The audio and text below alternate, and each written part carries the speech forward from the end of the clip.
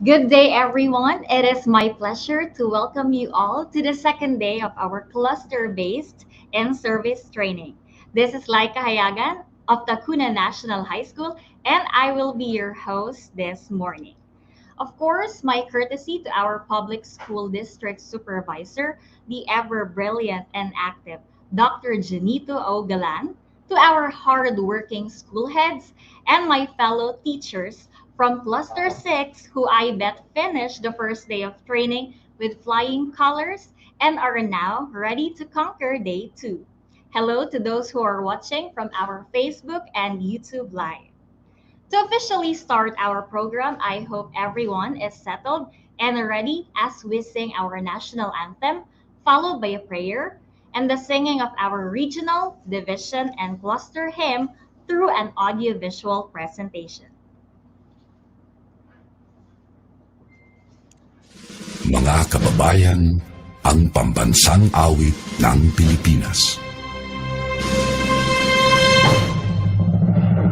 Kayang magiging nagsasinangalan, alam ng puso sa titik mo'y buhay.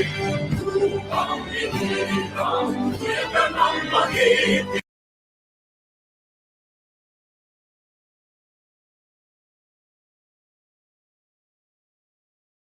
Sa mandulo,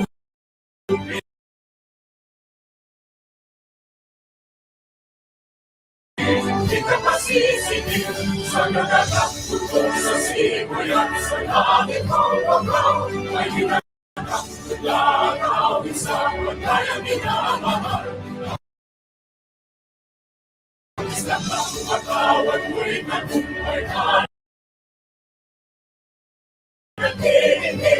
Ang pindukin at parang niya kailan ang may matitigil.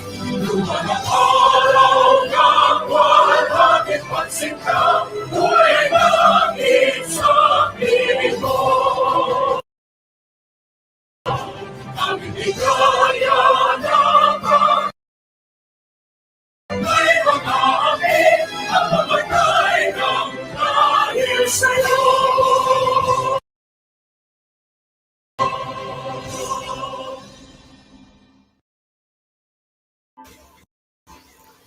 Let us bow down our head and feel the presence of the Lord.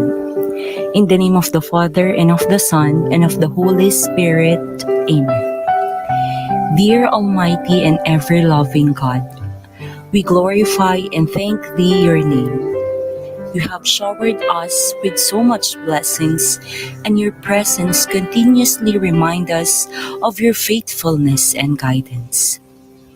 With this, may we humbly ask you to shower our speakers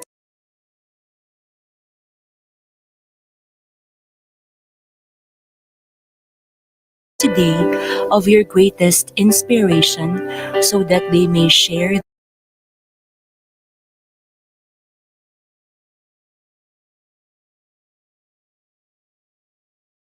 the most of their knowledge,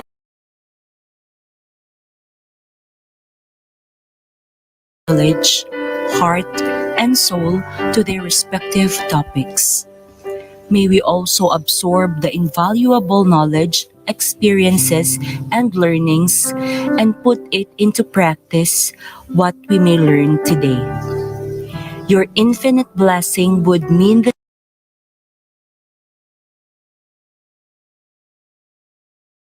success of this training. May we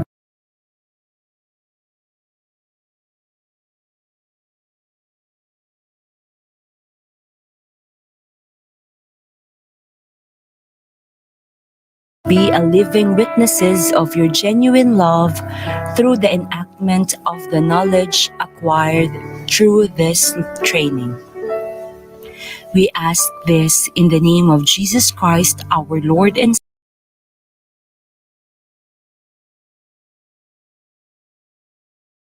Savior.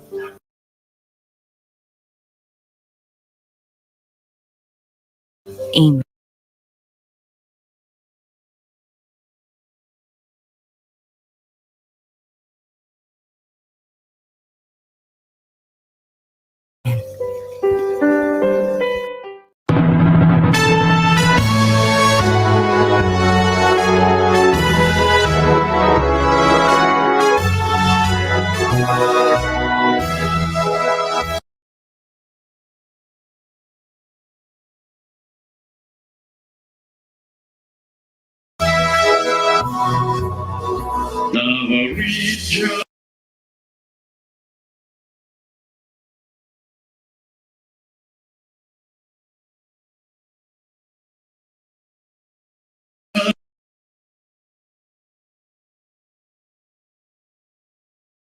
Pinang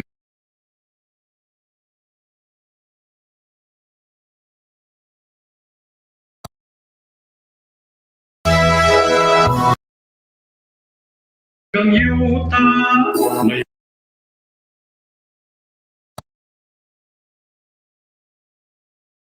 bukid ako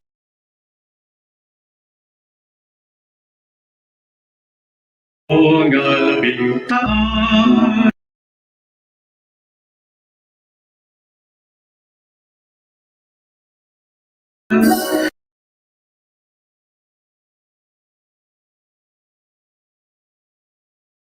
Haring agila na sudnong langgang, waling-waling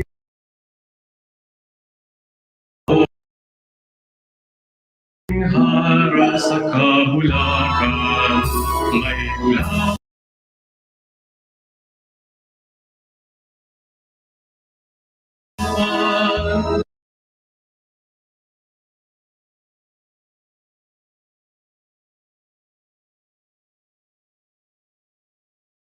haring durian.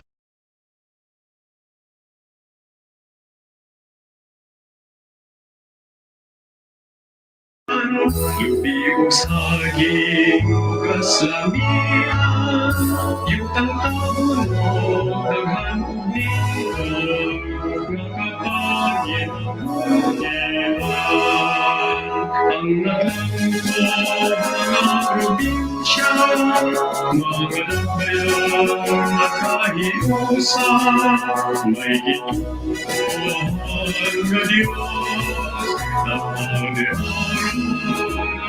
del occidental del sur, ciudad sanado, panabotado, sa island mati unidos, our region gimanaligdan, mga bahambing kinaiyan, yung tangging sa damawelyo, magugit mga garbo sa kanan ang kamuriyan, ang iputang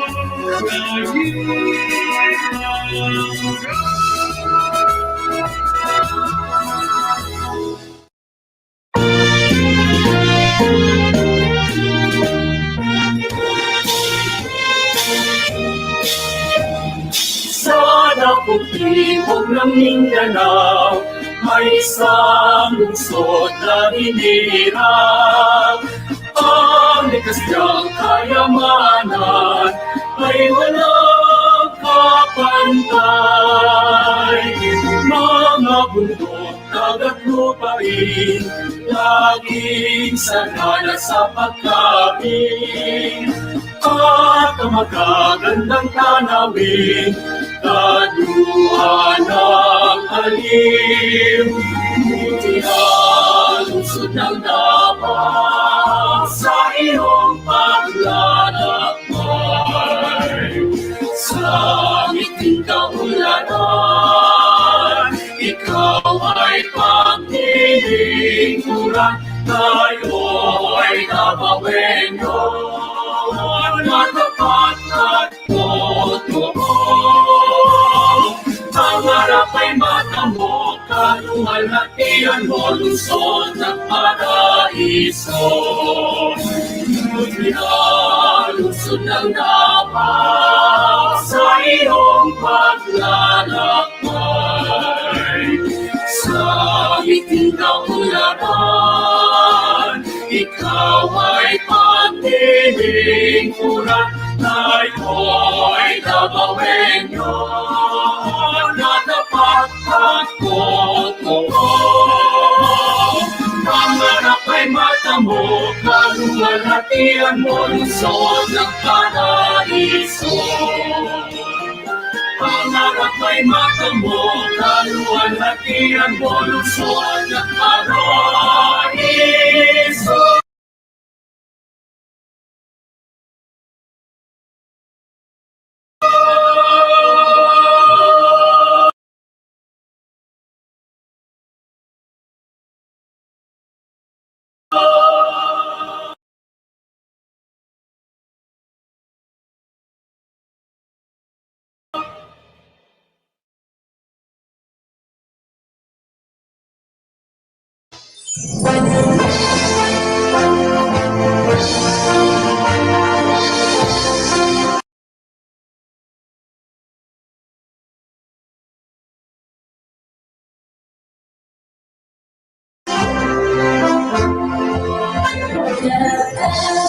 City division to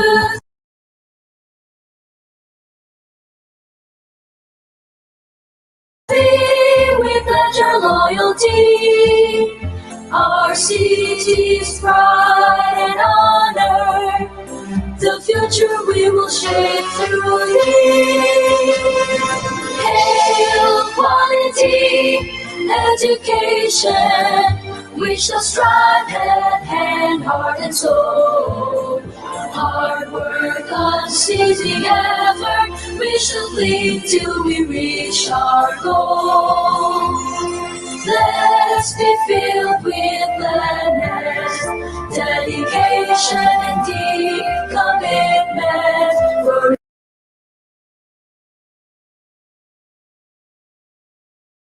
the youth life.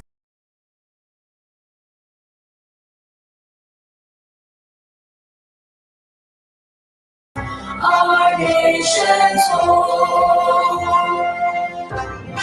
Devastation and vision.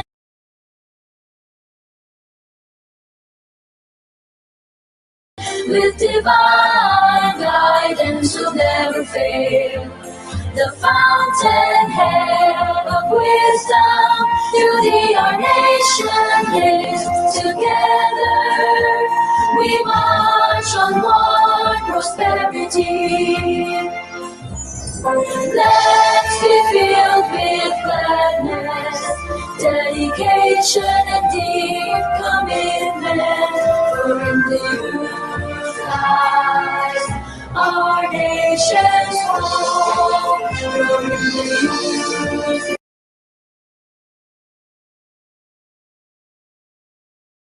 lies our nation's home.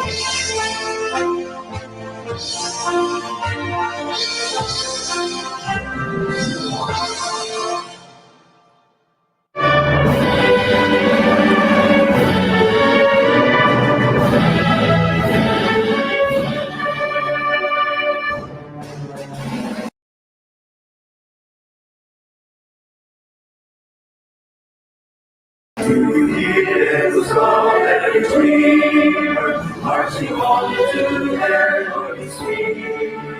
Counting on our descents from heaven, giving all the hopes and endless faith. Lord, harvest the master's seeds, see that all love belongs to thee.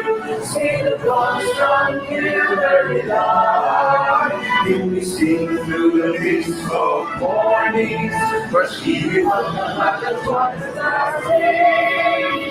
Only let's raise unity, commitment, collaboration, compassion, character, needless stillness and shine. We serve, we live, we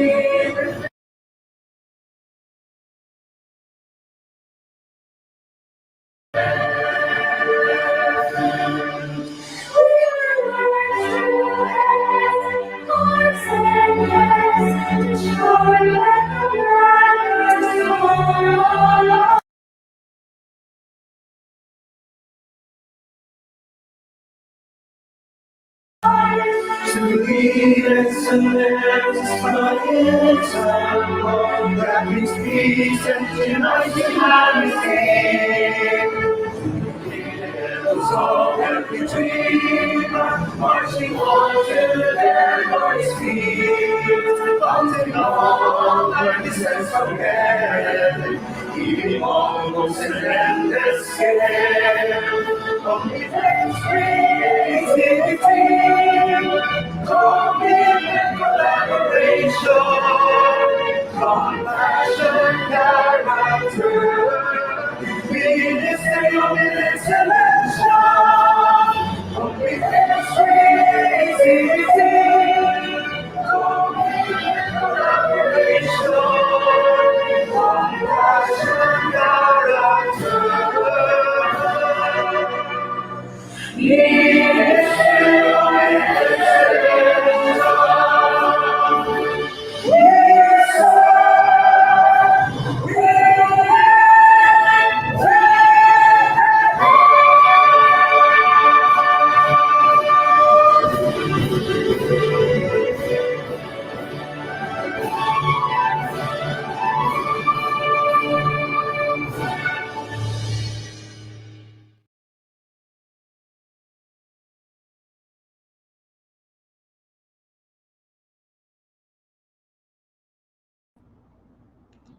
All right. Before anything else, let me acknowledge the core of this in-service training, none other than the participants from the schools in Cluster 6, both from the elementary, junior high school, and senior high school department.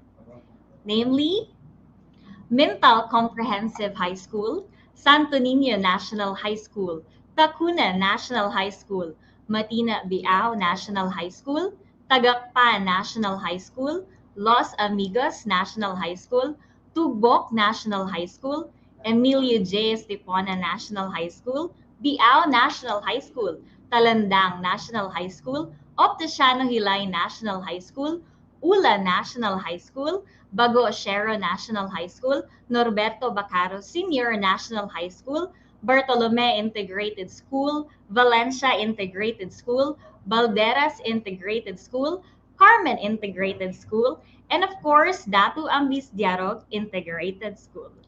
This time, let us engage with our participants by reading some comments and shout-outs. So let's see how many participants do we have and what are their comments.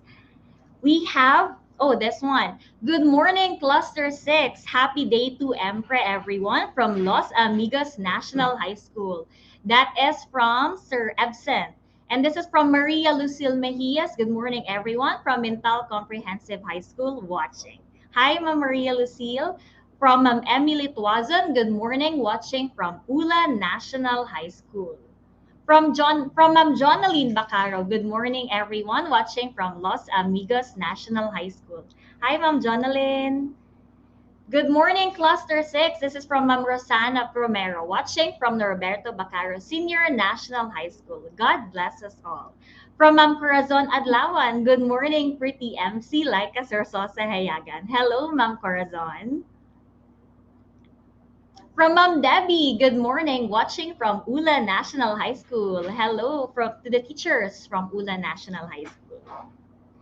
Okay, the Cluster 6 community is indeed growing and it must have been more fun if we are joined physically in this event. But I believe that this is a good start to anticipate that better days are coming and soon we'll never know we get to do all this together again. At this juncture, let us hear some encouraging and welcoming remarks from our very own Dr. Emmy B. Gopang, Principal 2 of Tacuna National High School. Ma'am Emmy?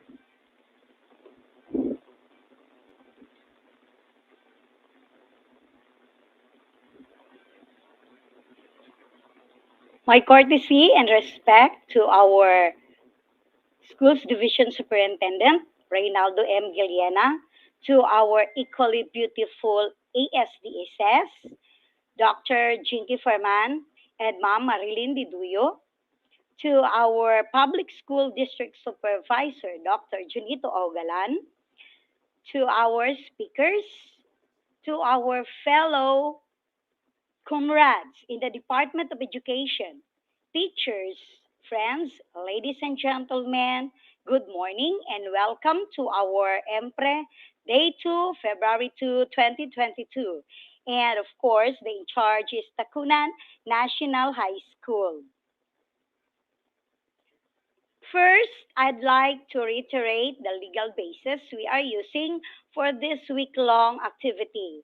The DepEd Memo number 29, series of 2021, the school calendar and activities for school year 2021-2022, wherein this memo stipulated that we are in our mid-year break from January 31 to February 4, 2022, which means by February 7,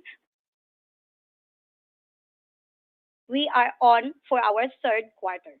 Another is the Division Memo number 000183, series of 2022, our 2022 mid-year performance review and evaluation by our Schools Division Superintendent, Sir Reynaldo Giliena. And of course, our Cluster Memo 00001, series of 2022, our mid-year performance review and evaluation for all the schools in Cluster 6 by our Public Schools District Supervisor, Dr. Junito O. Galan. Second is our appreciation message. Of course, we are very grateful to Santo Niño National High School and team, headed by, of course, Miss Heidi Forzuelo. And the team, Sir Baang here, Ma'am Kim here, and the rest of the group. Thank you very, very much for accommodating and allowing Tacunan National High School to utilize the internet connectivity. Ikaw ba naman i-assign na ganito na wala kang internet? Ang hirap po, para kaming refugee. But of course, they accommodated us. Thank you very, very much, Santo Niño National High School, Tacunan National High School, power on. Challenge accepted. Third, I'd like to share some quotes or message for our week-long activity. That it's okay not to feel okay. Pang K-drama yan, no? That, remember that it's okay to ask for help.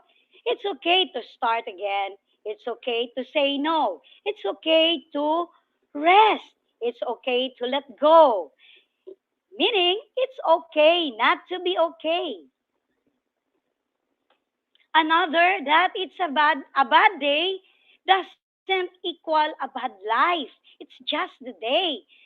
For example, you have received modules from your students without answer. It's really a bad day kasi teacher daw ang mo answer.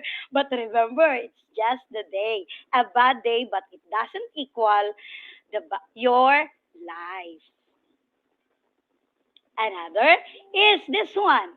Teachers, we eat good food. Dili magkuripot. Dili mag Jetta, diet, Miss Kim, Miss Leia, Ma'am Odette. Dili mag diet. Eat good food. Because eating good food, it will go to good health. And we need good health, right?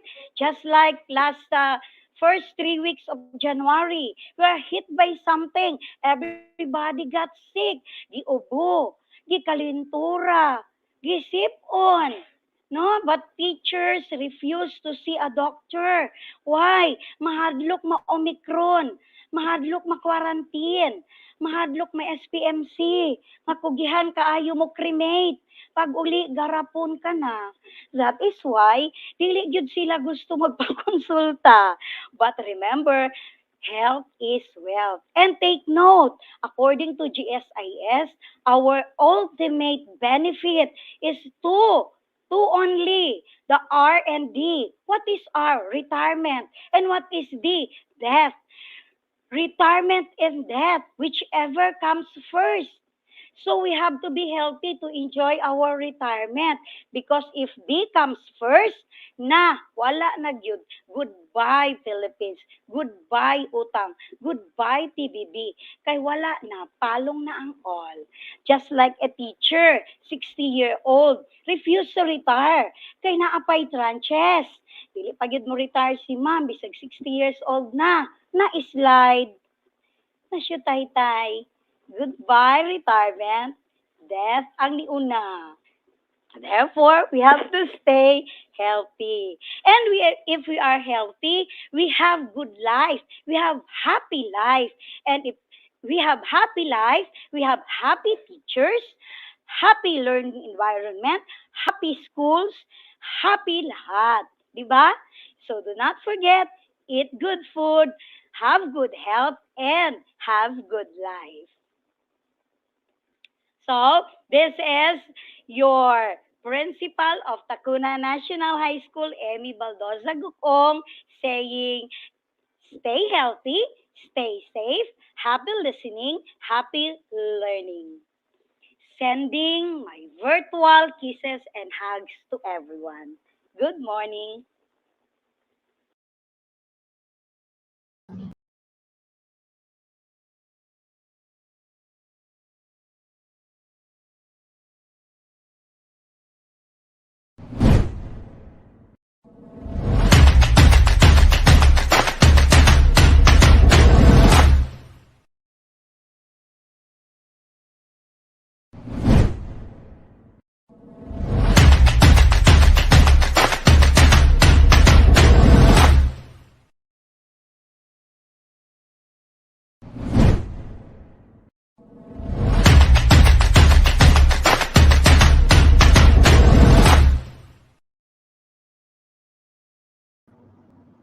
Well, that was a very fun way to start our day. And thank you so much, Ma'am Emmy. Those were very beautiful quotes for all of us. Now, our attendance link for the information of everybody is now accessible for our participants. So please register right away. And I would just like to remind our participants to double check their names, especially their emails, in filling out our attendance form. So you can see our attendance link now below. So please register right away. All right. Now, this time, to remind our participants of our netiquette, I will be presenting again the house rules, which were laid down last Monday to refresh our viewers on what to do and what not to. So first, all right, there you go. First, we must log in on time. Of course, be on time in attending every session because as respect, we must value each other's time. Second, mute your mic. Always mute yourself when you are not speaking, but since most of us are watching live, then I don't think this will be a problem. However, I am encouraging everyone to be polite and to not interrupt our speakers when they're on the line. Next, be prepared for any technical difficulties and ensure a stable internet connection. And lastly, be active and pay attention to the presentation. Take notes, use the chat and comment section to share your questions or ideas after each session. And that's it for our house rules this time. Since Cluster 6 advocates time consciousness and honesty or watch, we are going to recognize our Watch Awardees last Monday. That's January 31, 2022, day one of our InService Training. And our top three awardees will receive a special prize from our very generous sponsor, Dr. Emmy B. Gokong. So congratulations to the following teachers. Let's see who have been very punctual last Monday. So for First, we have Ma'am Ana Teresa G. Solatorio from Ulan National High School. Congratulations, Ma'am Ana. Second, we have Ma'am Melicent U. Daigdigan from Los Amigos National High School. Third, we have Sir Ruel P. Dialogo Jr. from Biao National High School. Fourth, we have Ma'am Rosalind G. Batingal of Mintal Comprehensive High School, Senior High School Department. And lastly, we have Sir Anacito P. Neri Jr. of Mintal Comprehensive High School, Junior High School Department. This was prepared by our Cluster 6 Watch Coordinator, Sir Jethro A. Odoy. Thank you so much and congratulations, everybody. Congratulations again. It really pays to be early and honest. And now, since we skipped a day in this training, since yesterday we celebrated the Chinese New Year, let me help you refresh and remember the things that were discussed last Monday by our speakers through a recap to be presented by Mr. Jethro A. Odoy, Teacher 3 from Tacuna National High School. Sir Jet, take it away. Good morning, Ma'am Laika. Good Hi, morning, good everyone. morning. Okay, good morning, everyone, especially to our Cluster 6 District Supervisor, Dr. Junito Galan, together with our beloved school heads of this cluster, Cluster 6, the Power Cluster, and to my fellow teachers who are now very excited to participate and learn may buntag sa inyong tanan. I'm here in front of you to do a recap and share what I have learned, including my insights during the day one of this 1 week mid-year performance review and evaluation initiated by our cluster. Last Monday, January 31, 2022, that's the day one. After the program preliminaries, Ma'am Heidi L. Forzuelo, the Santo Niño National High School principal, delivered her opening remarks, highlighted the rationale of this inset or MPRE, the importance of updating, upskilling, and retooling in this new normal setup of education, and welcomed the participants. It was followed by an energizer. Then our lovely host presented the webinar protocols, etiquettes, and I hope everybody will observe those. Dr. Jan Galan, our cluster head, warmly greeted the 20 participating schools, did some announcements, and established the legal basis of this inset, and emphasized that in accomplishing IPCRF and OPCRF, teaching and non-teaching staff must be truthful in declaring their developmental needs. He also commended the schools who recently bagged awards from the division in Brigada Escuela in the search for the most safe, clean, improve, and outstanding categories. Also, Sir Jan highlighted the core values of Cluster 6. Brilliant speakers, Ma'am Gina Miquiabas of Ohilay National High School discussed the calibration of performance for teachers 1 to 3. She discussed each objective, indicators, and performance indicators, the observation tool, and how to compute the rating. At the end of her discussion, teachers for sure were able to assess themselves how far are they in attaining their targets. Sir Marlon Sampayan, the school head of Dato Tambis Diarog Integrated School, was tasked to discuss the calibration of performance for master teachers. He discussed the different phases and adjusted the RPMS cycle timeline, namely performance planning and commitment, performance monitoring and coaching, performance review and evaluation, performance rewarding and developmental planning. And Sir Marlon also highlighted that the main role of master teachers is to give technical assistance.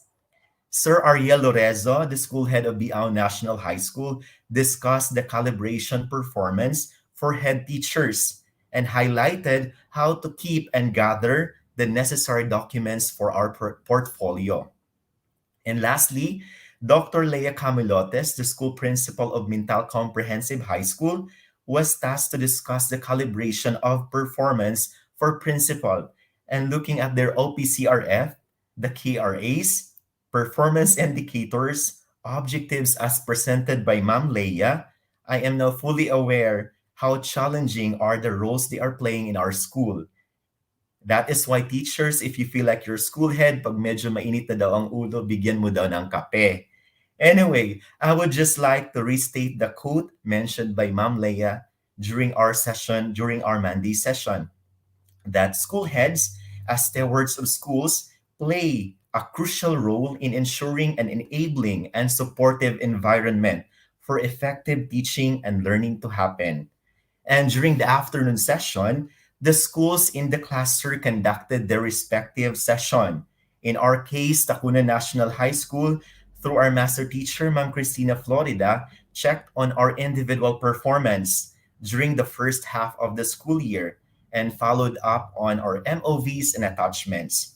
And afterwards, our school discussed on the steps and laid down our plans in preparation for the upcoming PISA, as our school is one of the participants in the region together with Mintal Comprehensive and Tubok National High School. All in all, day one was very enlightening. The sessions were very useful and timely, as this week can be the best week to sort things out, gather all MOVs and attachments, compile and work on the remaining target deliverables to attain the best results at the end of the school year. I think that's all, Ma'am Laika, and thank you for this opportunity to share my recap. Thank you, Sir Jet. That was very substantial. Thanks a lot for that summary. All right. Now, today's in-service training is actually very beneficial, not just in terms of the teaching learning process, but also with regards to our professional development as teachers. This time around, I will be presenting our first speaker who will help us revisit DO 31, which concerns guidelines on assessment. Our first speaker this morning is someone I look up to personally because I've heard a lot of good things about him. Or should I say smart things, because he is very intelligent, especially in math. Here in Cluster 6, you can't spell research without his name beside it because he is Cluster 6 Research Coordinator, Cluster 6 Monitoring and Evaluation Coordinator, and Mintal Comprehensive High School Senior High School Coordinator. Ladies and gentlemen, help me welcome Dr. Norman R. Galabo. Sir Norman, good Hello. morning. Good morning, Miss Laika. Thank you so much for that humble introduction. So, my courtesy to our DepEd officials, to our school's division superintendent, Dr. Rinaldo M. Galiena, to our ESDSS, Ma'am Jinky Ferman, and to Ma'am Marilyn Duduyo, and as well as to our ever dynamic cluster head, our PSDS, Dr. Janito Galan, and our school heads at Mintal Comprehensive High School. We have Dr. Leia Camilotes and Sir Rodrigo Cayanong, and to all the teachers of Cluster 6, and as well as to all the school heads of Cluster 6. Good morning and welcome to our first session for this second day of the mid-year performance review and evaluation. So I will be discussing and revisiting the DepEd Order number 31 series of 2020. So allow me to share my presentation.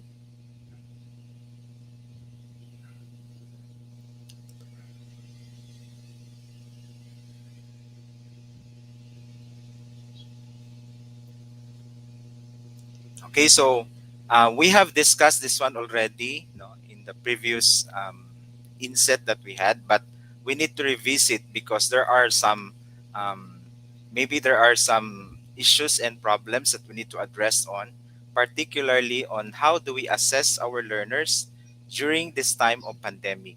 So we will revisit DepEd Order number 31 series of 2020. This is the interim guidelines for assessment and grading in light of the Basic Education Learning Continuity Plan.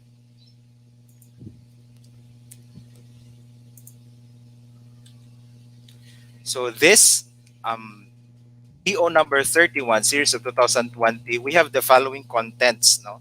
So the rationale, the scope, the definition of terms, the policy statement, the procedures, the conducting assessment, assessment remotely, feedback and remediation, grading and promotion, the role of technology, monitoring and evaluation, and effectivity, and it's all annexes. So I would like to emphasize some of the salient points for this DepEd order. So it has actually 256 pages. So it is anchored on DepEd Order number 12, Series 2020, the adoption of the Basic Education Learning Continuity Plan for school year 2020-2021 in light of the COVID-19 pandemic. So meaning to say, as DepEd teachers, we should be aware that our activities and plans are actually anchored, no, in the BELCP. So for many times, maybe we have heard already this BELCP, but I do not know if all the teachers know the meaning of this. This serves as our Bible for this school year, no? And it started last school year during the time of pandemic.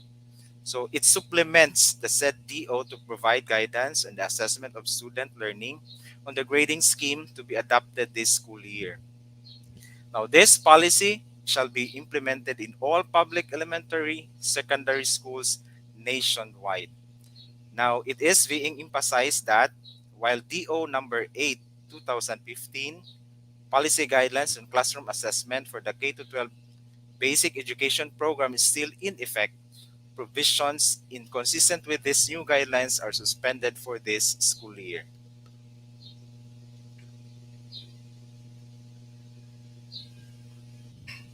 So, because what's the rationale behind with this tip at order? So we are guided by this, and basically it is because of this COVID-19 pandemic, no, and because of this threat, no, DepEd initiates, no, fully initiates that education must continue, no, amidst the pandemic.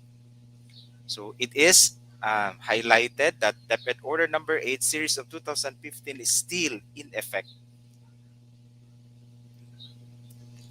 So the scope of this DO number 31, it is only an interim policy guidelines for the assessment, meaning to say it is only good for this time of pandemic. Now, when pandemic ends, meaning to say we will go back to DepEd Order number 8, Series 2015. In all schools, public and private schools, technical schools, vocational schools, and higher education institutions are also following the same guideline. Another is the definition of terms. I would like to emphasize that the assessments. I know we are familiar with this, but let us just try to review. So in this depth order, it is highly emphasized the different assessments that we are going to have, you know, as we handle our students. So we have here the classroom assessment. It is an ongoing process of identifying, gathering and organizing and interpreting quantitative and qualitative information about what learners know and can do. Meaning to say that despite we are having this pandemic, we are still having our authentic assessment inside the classroom, maybe virtually, no? So, in other words, we do not just give simply a grade, no, but we need it. It should have a basis that is. We should have followed the standard, no, set by DepEd, and especially highlighting the authentic assessment. So we have here the formative assessment. No, it is a process that involves teachers using evidence about what learners know and can do to inform and improve their teaching, as well as the summative assessment. So grading is the way of reporting assessment data by assigning a value to the results of as a record of students' ability, achievement, or progress. So last year we have some doubts and we have some questions about do we still have no do we still need to have a numerical grade, no? Now this answers our questions before, that we still have our numerical grades, no, um, not only the pass or the fail, no, but we need to have a quantifiable scores, quantifiable grades to be given to our learners. So the policy statement, it is actually grounded, no, on the following principles. So assessment should be holistic and authentic in capturing the attainment of most essential learning competencies. Assessment is integral for understanding student learning and development. A variety of assessment strategies is necessary with formative assessment, taking priority to inform teaching and promote growth and mastery. And assessment and feedback should be a shared responsibility among teachers, learners, and their families. And assessment and grading should have a positive impact on learning. Meaning to say, we should not just create a simple grade or give grades right away. It should be based on the following principles of assessment. So, teachers, school leaders, learners, and parents must commit to uphold the integrity of learning and instruction in the context of distance education. Now, the main desired outcomes for this policy are: first, to ensure that all learners are fairly assessed and graded in the continuation of education during this health crisis, and to emphasize that learning standards shall be attained with the provision of reasonable leniency and considerations for possible difficulties met by the learner. So, I would like to highlight the term reasonable leniency, meaning to say we should give consideration. We should be considerate enough to our learners, no? Especially that our learners today are struggling, no? They are still adjusting, they are still adapting the system, and that is why we should give them more considerations as to the submission of their outputs in the like. Another is um, distance learning poses challenges for teachers and learners in the conduct of assessment, including limitations on giving immediate feedback and the need to account for different contexts in designing, implementing, and grading assessment tasks. So, we all know that this distance learning that we are using now, we are implementing, no, we experience a lot of challenges. But I know for sure that teachers are very creative, they are innovative, no. We learn to adjust with the system, and we tried our best, no, that we can somehow overcome all these challenges. Now, for the teachers, how do we address these specific challenges that we have experienced, and until now we are still experiencing it? So, for the teachers, we need to design assessment to allow flexibility in multiple modalities. So, gone are the days the teacher can only do the lecture and simple talk to their learners, but now we should be more flexible, meaning to say that we should give opportunities to all the types of learners that we have. So whether they prefer to have the printed digital copies of modules, but still, no, or we opted to have online class or virtual consultations, no? And I know we have teachers are really trying their best to have all of this, no, high end or maybe high tech, no, approach in dealing our learners. But we need to consider that not all learners are capable of having such gadget and other technologies. That is why, in as much as possible, we should give or provide opportunities to all types of learners in different or multiple modalities. Then communication to learners and parents, guardians, no, the design and standards for grading the assessment. We need to say we should inform our learners of our grading system, our standard, no, and setting up mechanisms to monitor and record progress remotely, giving timely, constructive, and relevant feedback. We should inform our learners of their status and their outputs, no, what they have submitted. We should give and provide feedback. Now, for those who opted to have printed modules, of course, it would take weeks that you are going to give your feedback to them. But for those online, they can immediately give the feedback. So that's the advantage of having an online, because you can communicate directly to your learners or to your students. Then, facilitating remediation for learners who need further guidance. No? It would be sad to say that we do not have that mass promotion concept in depth ed. No? That is why we are tasked, no? All teachers, we are tasked to provide remediation to our learners. If these learners become sardos, state, they are supposed to be subject for dropping out, no? So we need to provide remediation. If they got low scores, give them another enrichment activity for them to achieve, no, good grades. Now, for the learners, learners are expected to be proactive in updating their teacher of their situation, progress, and challenges encountered. So we have experienced this one that our learners are reaching out to us, no, teachers, of their difficult situations, of their problems. So we should have a good heart to these types of learners who are really having these challenges, no. Then um, actually, it is a non-mandatory, no, self-monitoring tool, may be accomplished independently or with the assistance of their parent or guardian. But I hope our schools or your schools and other cluster six are doing also the feedback mechanism, no, to gather feedback from them, no. Um, for us, that will be utilized for planning purposes in our school.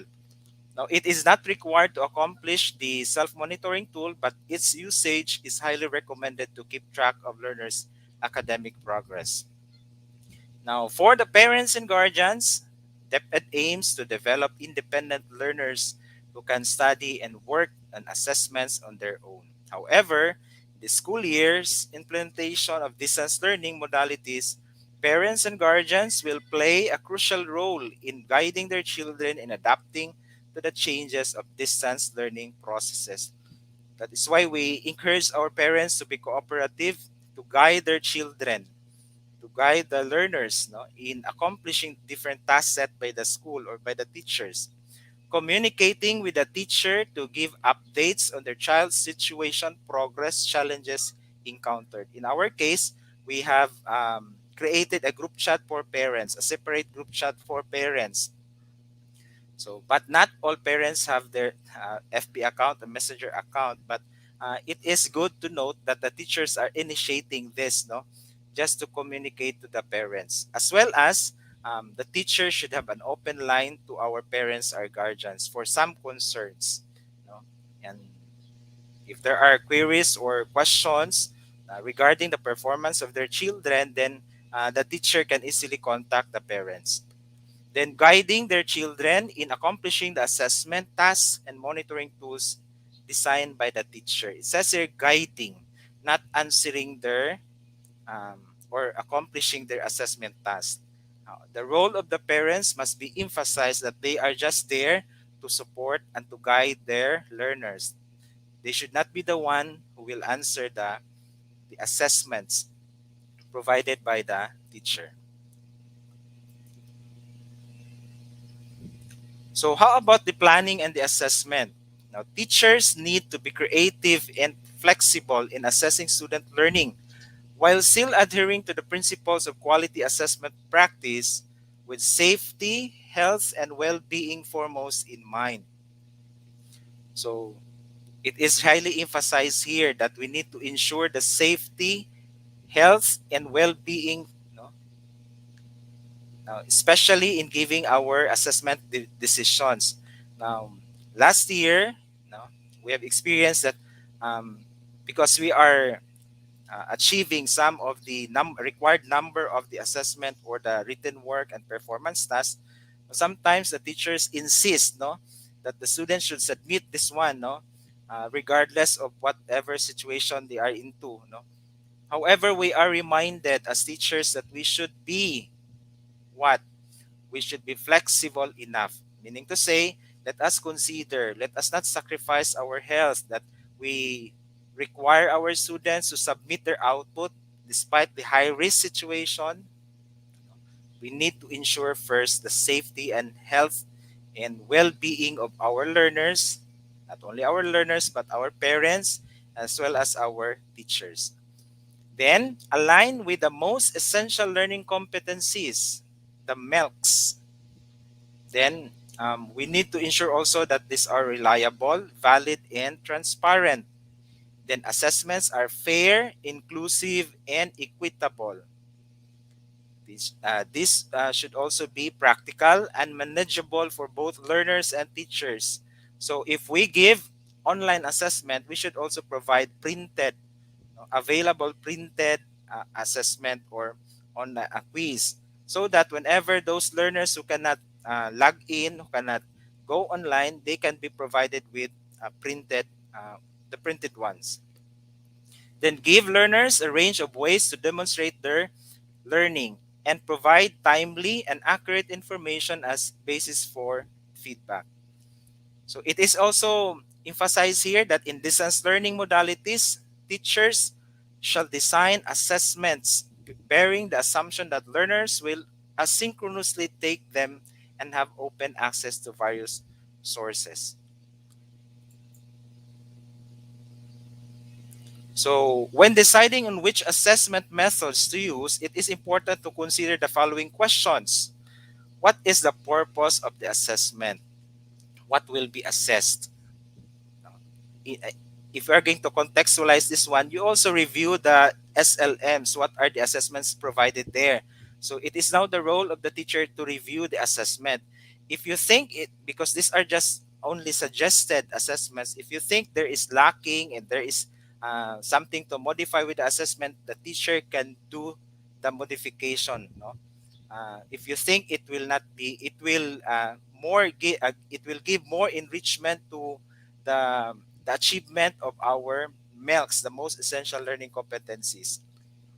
So we should be guided with these questions, no? So making the assess or what will be the assessment method that you are going to use, and what modalities? Is it online? Is it um, printed? No, you need to consider that one also in making your assessment.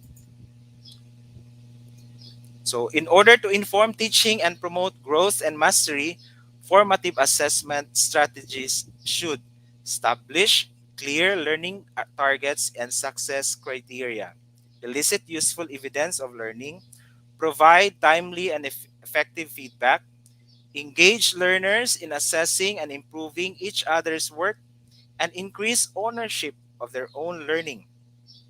So we need to emphasize, no, because it would take, no, a different feeling, no, of fulfillment once it is really an effort, no, exerted by the learner themselves.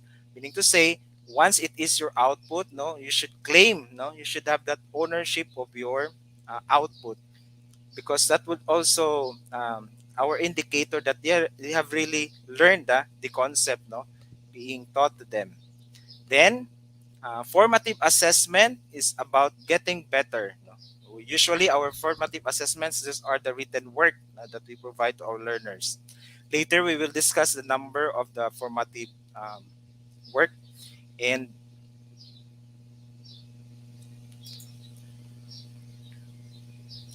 now, to evaluate student learning and particular points in each quarter, summative assessments shall continue in the form of written works and performance tasks. The written works shall be administered to assess essential knowledge and understanding through quizzes and long and unit tests. Items should be distributed across the cognitive process dimensions, meaning to say we should hit the required number of competencies in that particular quarter. So we should have that comprehensive quiz or written work given to our learners. Then performance tasks refer to the assessment tasks that allow learners to show what they know and are able to do in diverse ways. They may create or innovate products or do performance-based tasks, no? Especially in the senior high school. No? Skill demonstrations, group presentations, oral work, multimedia presentations, research projects. It is important to note that written outputs may also be considered as performance tasks. So sometimes our concept of performance task is limited to the word literary performance. They should perform. But however, there are outputs, even written outputs, that can be considered as performance tasks.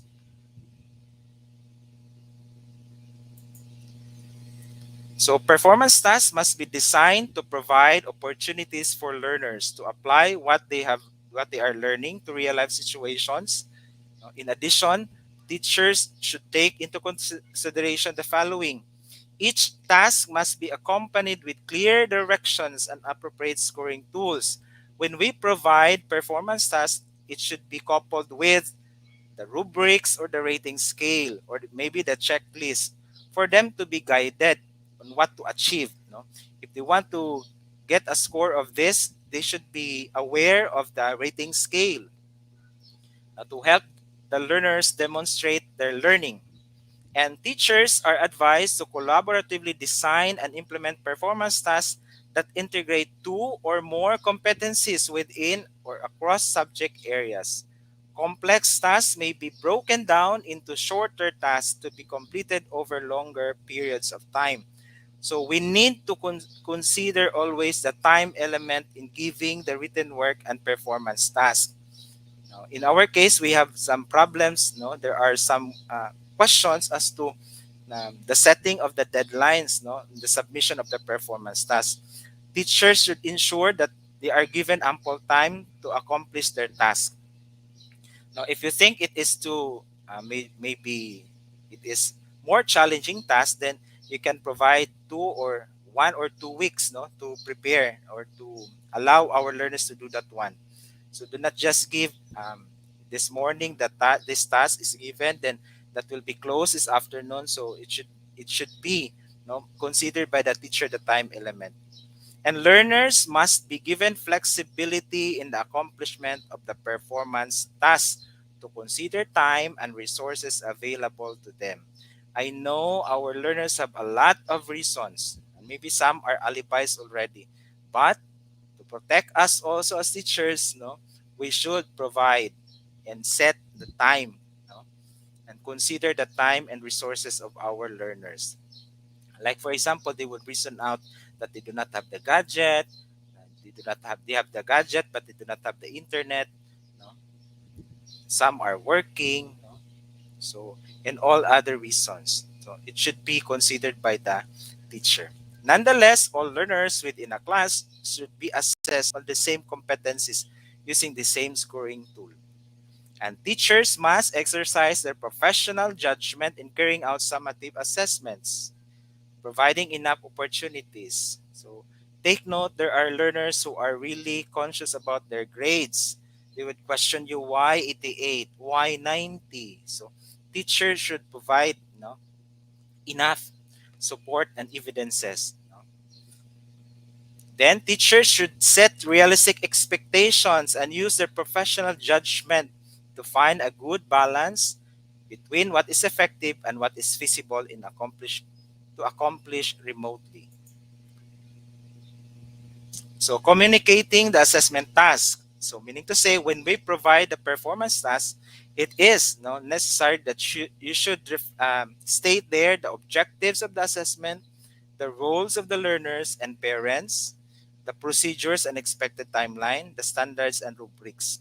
So once your instruction is incomplete, the students, the learners will ask or question you, or maybe the parents will also ask, because mind you, the learners are answering, doing their tasks together with their parents.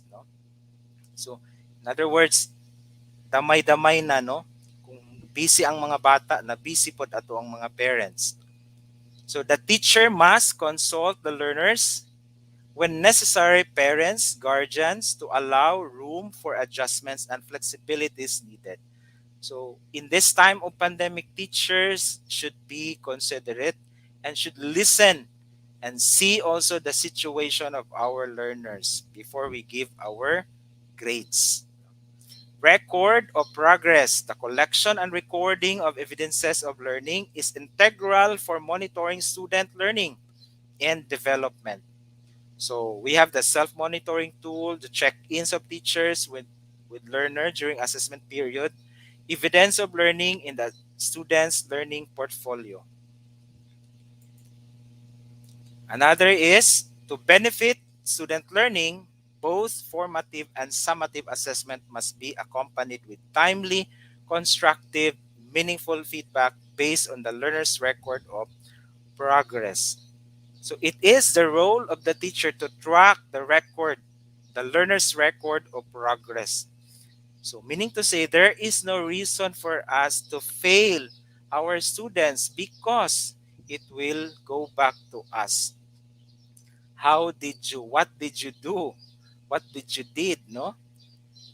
You need to record, you need to track the record of progress. Meaning to say the learner is not good, no, during the giving of the written work number one, written number two, there must be something that is, to be done by the teacher, that is remediation, follow up, contact the learners, no?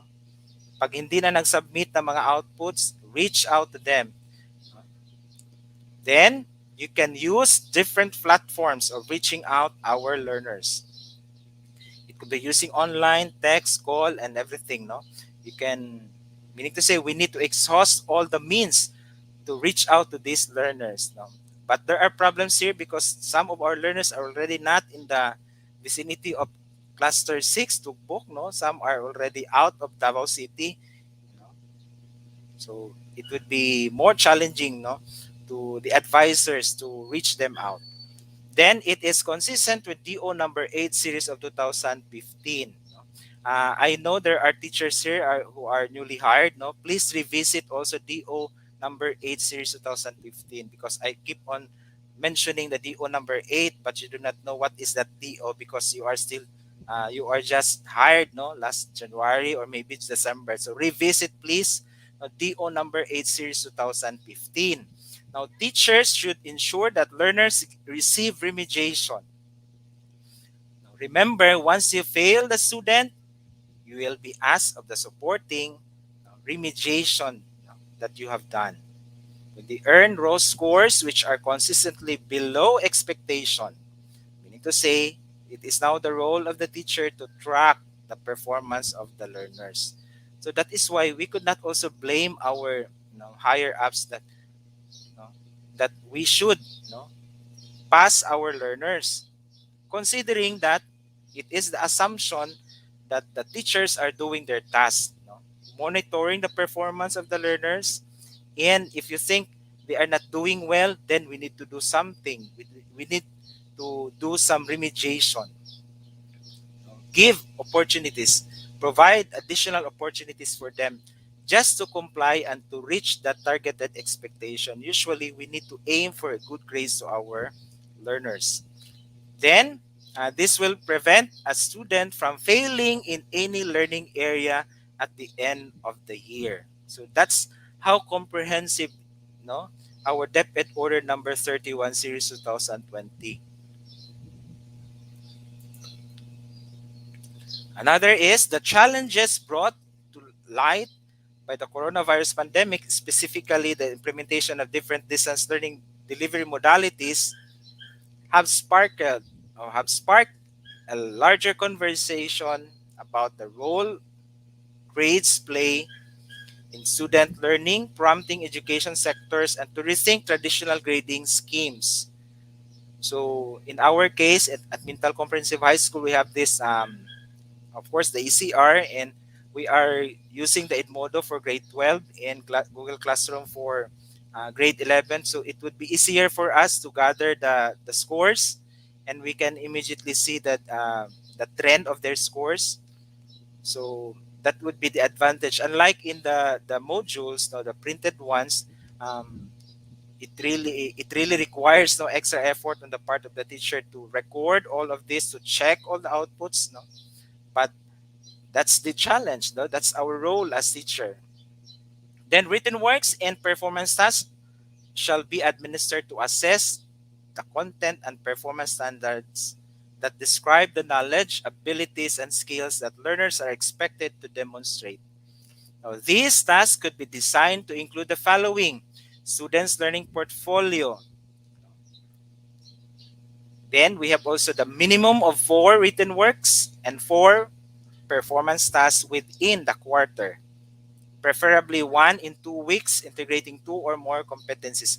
But we need to consider also the time element here in giving the written works and performance tasks, and we need to budget already, the number of performance tasks and written works to be given in a quarter. So I would suggest, no, it would be better that you need to be guided with a school calendar, no, then plot the written works and the performance tasks to be done. Uh, week 1, week 2, week 3, and so on. No. All competencies should be covered by the performance task. So a performance task can be used to assess science, math, English, all together to certain topics. Meaning to say, if you're going to understand this one, no, it simply implies that we should not give immediate grade. It should be there should be enough evidences and basis to our grades. But at the end of the day, it would always be the call, no, on the part of the teacher, no, to reflect also our grades. So, is it do our students deserve a grade of 75 or 76? Worse, some would give 60. May mga teacher pa ba tayo na nagbibigay ng 60 in this time of pandemic? So I guess 75. So we need to be considerate and we need to be, there should be basis to our grades, no? Hindi lang basa-basa o instant na we just give them outright 78, 80, no? There should be enough basis and support, no, or evidences to our given grades. So we have here the distribution of the summative assessment, the components for grades 1 to 10. For the written works, we have for languages, AP and ESP of 40% and performance task 60%. For science and math, that is 50-50. 50% written works, 50% performance task. And for the MAPE, EPP, and TLE, 30% and 70% written work and performance tasks respectively. So this is for the senior high school. So for the written works, for the core subjects, we have 40% and performance tasks 60%. May I remind all the senior high school teachers to kindly, double check your ECRs, because sometimes we are just focused on entering the scores, but without considering the percentage, no? Check also the percentage of your ECR. For core subjects, 40% written works, performance task 60%. All other subjects for the academic track is 40% and 60%. For work immersion, which will be this second semester, you have there 50% for written works and performance task 50%. For the TVL tracks, so all other subjects and written work immersion is 30% and 70%. So please be guided with this distribution on the summative assessment for the senior high school. So we have here sample computation. I know it is not strange to you because we are done this one and we are doing this one already in the previous school year. So these are just sample of the written works and performance tasks. So I would like to emphasize, going back to the grading and promotion, that as teacher, we need not only to give grades or just compute the grades. We should also aim the target. We should know also the target of the school. Now, I know we are familiar with the SBM. I suppose all the teachers are aware of the SBM. Then we need to have that good, to achieve that indicator for this, especially in our proficiency level. Meaning to say, as teacher, we should also know the target of our school and the target of our division. If our division aims to have a GSA of 85%, then our standard also in the school, we should aim for 85% and above GSA. Meaning to say, we should know our targets. And I know our school heads are trying their best to inform our teachers of our targets, division targets, and also the number of students who got us a grade of 75% and above, the proficiency level of our learners. So as a teacher and as a subject teacher, we should aim, at least our grade should be, target tayo ng 80% and above na GSA. Kasi kahit na isa ka lang na subject teacher, you can affect, no, you can have an impact to the other, no, performance, no, scores of our teachers, no, especially in their GSA. So usually we should aim for a grade of 85 to have a very satisfactory performance in the GSA. Sometimes GSA is our big issue, no? Mga ratol kita basta mangayo nag GSA, no? Kay pinalive ang tanan. So as teachers, it is our role, no, to provide and to give quality assessment to our learners, and hopefully we can also achieve our goals, no? Especially the performance indicators of the school. The performance indicators of the school, it is not only the performance of the school head or the principal, it is our performance, not only the school but as well as the community. So that is why we should give, um, shall we say, quality assessment to have also a quality output or quality grades, to our learners. Another is the role of the technology, in this trying times. Technology plays a substantial role in helping teachers in the development, communication, implementation, and grading of assessment tasks. So the assessments for the remote learning, it says here in Annex G. No, we have here, I would like to emphasize, some of the points here for the different relevant, uh, assessment resource for low technology, medium technology, and high technology. Sometimes you ask, where do you belong as a teacher? Is it low tech, medium tech, high tech? So, um, but we need not to disregard the low tech because that's still effective. No? It depends on the context and the situation of our learners, because there are really learners that who could not afford to have gadgets in internet and all. So we should provide them. We should learn how to use these types of technologies. So you can have the low technology like the use of flashcards, pop-up posters, comics, and others. That for medium technology, you can have through the use of SMS, text examples or summaries, photo, drawings, voice memo, self evaluation, recorded, or maybe radio or TV plugins like CDs, DVDs, and USB. But for high tech, now we are now using Word or Pages, PowerPoint, Keynote, or Excel numbers, ebooks, and the like. So even we have here the different links now provided. So meaning to say we should also innovate, no? We should level up also our types of technology that we are using. So for the monitoring and evaluation, meaning to say that the school heads shall be primarily responsible for supervising the implementation of this policy.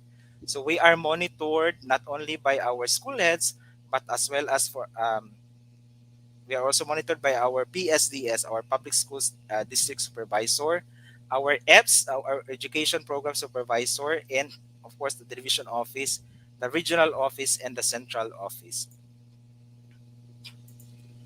So the effectivity of this, starting SY 2020-2021 until now. So we are still using DepEd Order number 31 series of 2020. And it is again highlighted that DO number 8 still in effect, but its provisions inconsistent with these guidelines are suspended for the upcoming school year. So we have here different strategies, for the Annex A, sample techniques for each formative assessment and strategy. So I'd like to emphasize that um, DepEd provides enough resources as to the guidelines and all they provided us. Kasi nga 256 pages ito. So ibig sabihin, it is really very comprehensive. No, it underwent a series of talks and consultations and all. So all we need to do is utilize them in our own context. It depends on the situation of the school. So we have here asynchronous and synchronous approaches or strategies. So I hope you are going to revisit with this one. Then we also have sample summative assessment tools for languages, math, For online distance learning, you have here blog posts, YouTube, case studies published through Adobe Acrobat, Ecolodge. So online debates via Zoom, Google Meet, no, all of this, no, these are tools that can be utilized, no, using online distance learning modality. And for our digital printed modular learning, TV or RBI and homeschooling, we have the following approaches or tools to be used. Then, this is the sample monitoring tool. So I would like to read some of the questions here. Anong mga asignatura ang napag-aralan mo ngayon? Kumusta ka sa mga aralin ngayon? Alin sa mga ito ang madali para sa iyo at bakit? May mga gusto ka bang itanong sa iyong guro tungkol sa aralin? Ilista mo dito ang iyong mga tanong. So this is actually one of the feedback mechanism. No? So if you cannot, actually this is not mandatory, but it is a good move, no, for the school or the teacher to get a feedback from our learners. No? Kung nasaan na sila, anong mga problema ba, no? So that would be better. So you can have this one, no, Monday to Friday. So in other suggestions, no, allow our students to suggest to improve our strategies maybe and our modalities that we are using in this time of pandemic. So we have other annexes. So I would like to leave this quote, no, from Che Guevara before I end this talk. In this world, we need people who work more than criticize, who constructs more than destroy, who make fewer promises and deliver more solutions, who expect to give more than they receive, and who say it's better today than tomorrow. With that, God bless Cluster 6 and thank you for this opportunity. God bless everyone.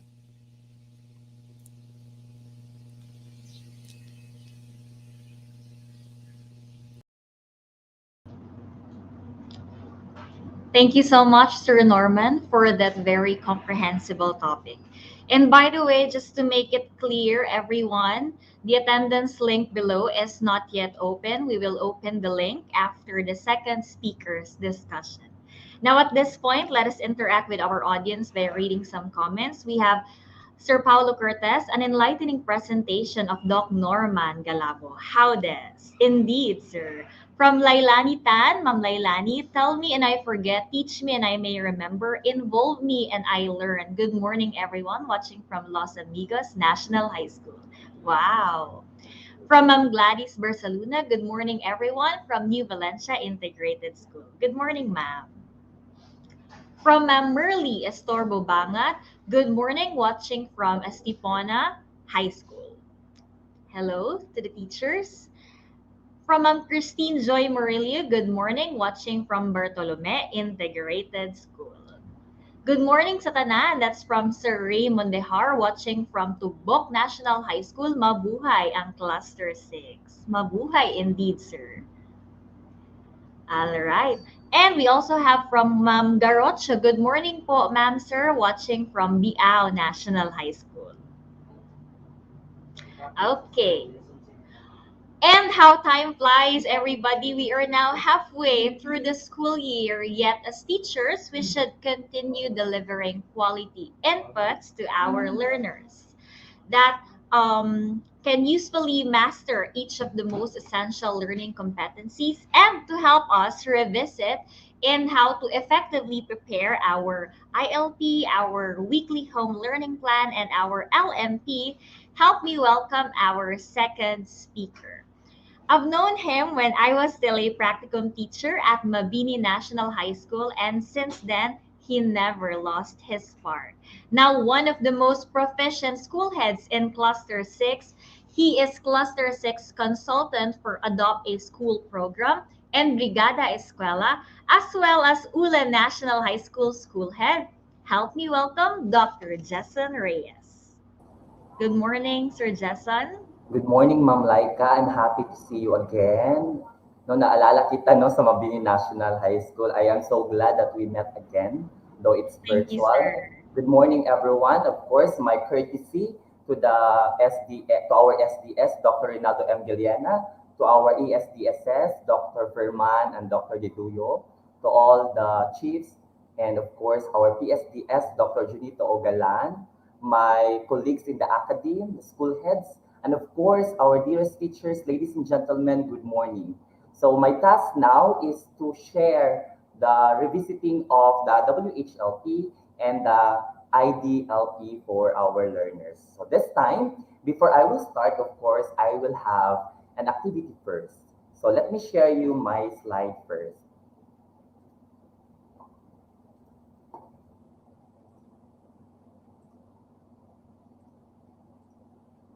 All right, so this morning, to all teachers of Cluster 6, let's play Squeezes game.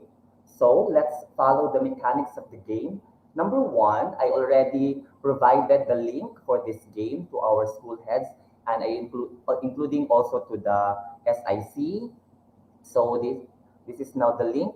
And for the instruction, you need to write your full name with the name of your school in the player's name box and wait for the signal to start. And I would like to say good luck. Now, what's the purpose of having this squeezes game? Take note that our topic for today is to revisit. So I expect that we already read, we already mastered our WHLP, at the same time our ILDP for our learners. And of course, the winners will receive a 100 load, at the same time a GCash, of course, coming from my pocket. So, ang pag-aaral na ito, hindi lamang, o ang ating MPRE is not just to learn. Now, we will just sit down, but of course, we will make it into an interactive manner, because I always believe, when I was still a mathematics teacher, a classroom mathematics teacher, na I usually do activities, especially discussing my subject. Again, welcome to our quizzes game. So, all right, let's start our game. So let me share you the quizzes output so that you will know and you will be guided that you are already in the game.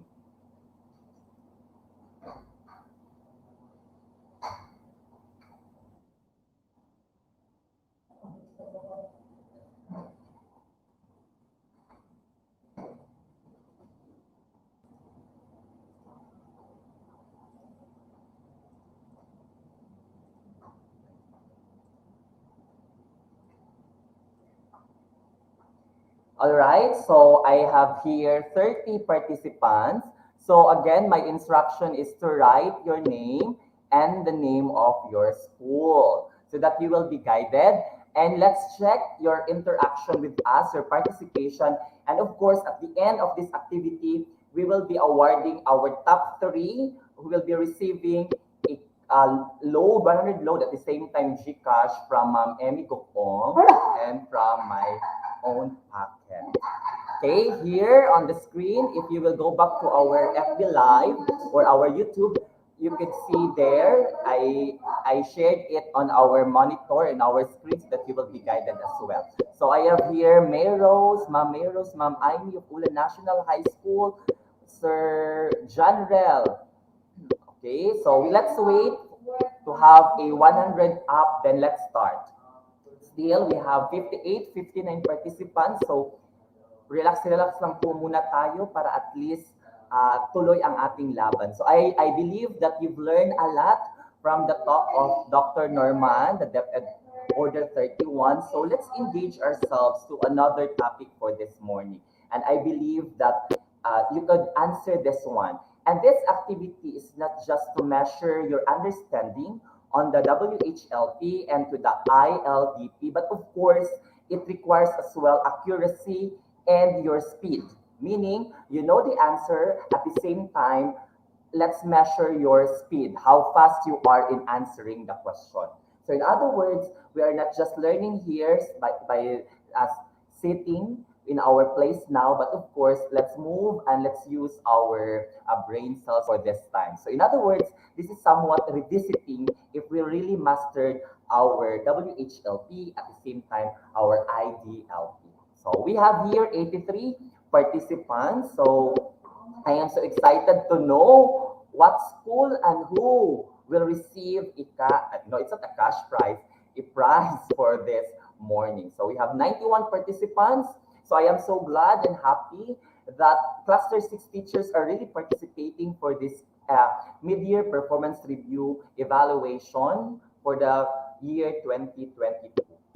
So we have 97, 98 participants, 99, 100. So, all right. So I believe that we need to start.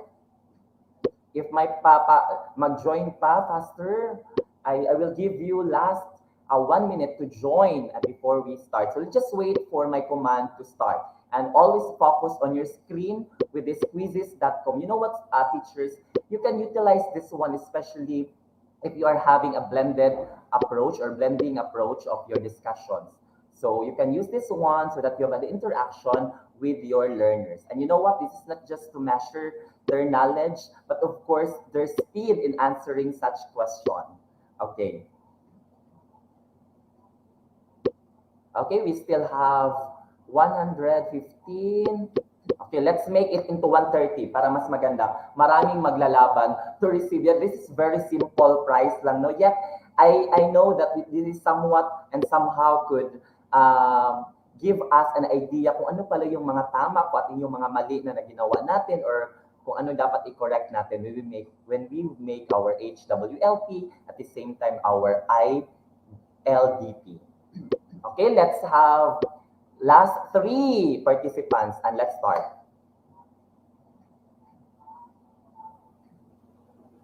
Last 2, last 1. All right, so let's start. So kindly now focus on your screen on the quizzes application, and let's start with question number 1.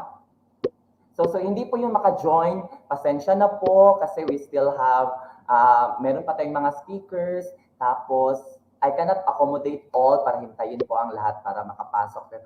You know what? You can still answer it with your own. Kumuha kayo ng papel at isulat, then try to measure yourself as well. If saan na kayo in terms of understanding WHLP and the ILDP. All right, let's start. Okay, ready? Sige. 1, 2, 3, and let's start the game. Question number 1. What DepEd order that provides legal basis of lesson plan preparation for the basic education? DepEd Order 21, Series of 2020, DepEd Order 42, Series of 2016, DepEd Order 8, Series of 2015, and DepEd Order 11, Series of 2020.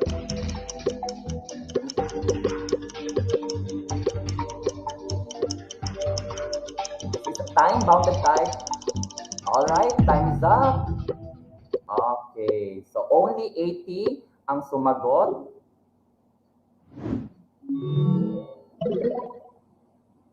Okay. Sige, let's try to see the leaderboard.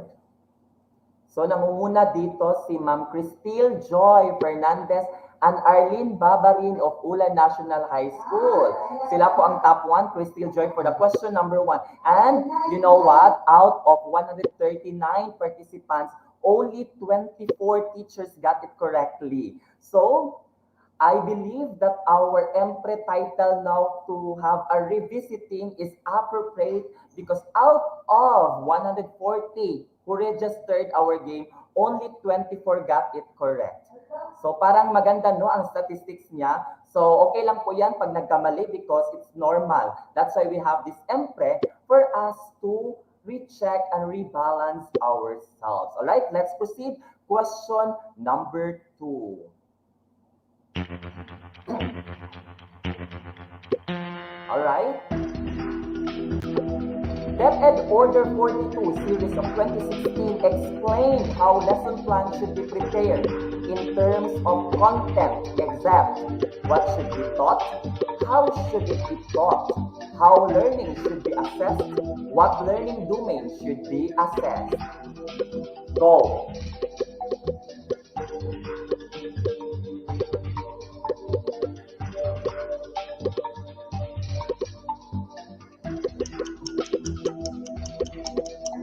12 seconds, 11 seconds.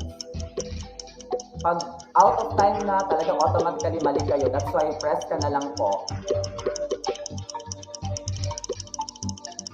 Alright, time is up. So, the correct answer is letter D. Hindi po kasali si letter D. Okay, on our screen, nangunguna na si Sam. And you know what? Out of 169 participants, only 23 got it correct. So this is somewhat important for us to know what's the purpose of having lesson plan. So, again, our title for the MPRE is very necessary. And this is now the leaderboard. Sam, congratulations. Sayang no, hindi nakalagay ang school. Hindi ko siya ma-recognize kung saan siya na school. Hindi nakalagay. Sam lang talaga. Sa Mildy ba ito?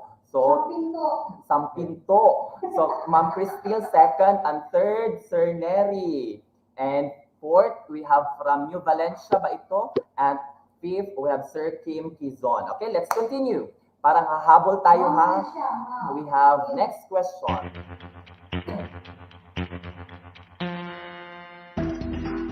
Okay. Why do teachers of Cluster 6 prepare WHLP? A. To ensure that learners are on task and guided on what they are expected to copy within a specific week. B. To ensure that parents are on task and guided on what they expected to help their children. C. To ensure that learners are on task and guided on what they are expected to perform within a specific week. And letter D. To ensure that learners are on task and guided what they are expected to perform within a specific day. Go.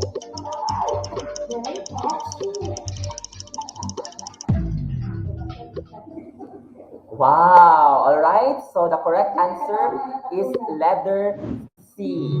So take note, letter C po yun. Pare-pareho lang po lahat, but we have keywords there within a specific week.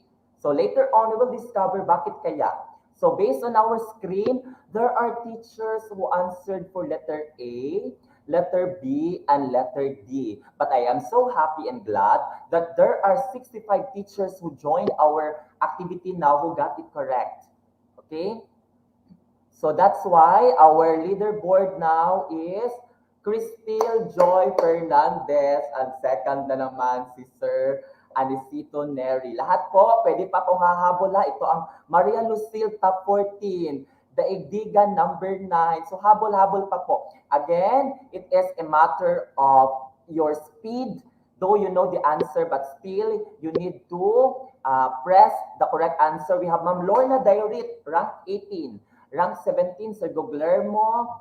And Ma'am Jen of Hilay, rank 11. Parang wala dito. Nag-join ba dito ang takunan?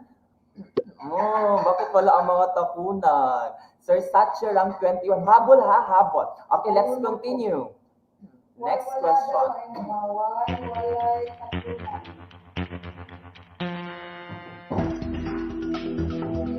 All are essential components of weekly home learning plan, except learning task and learning area, learning competencies and mode of delivery, date and time, or letter D, teacher signature and remarks. Go.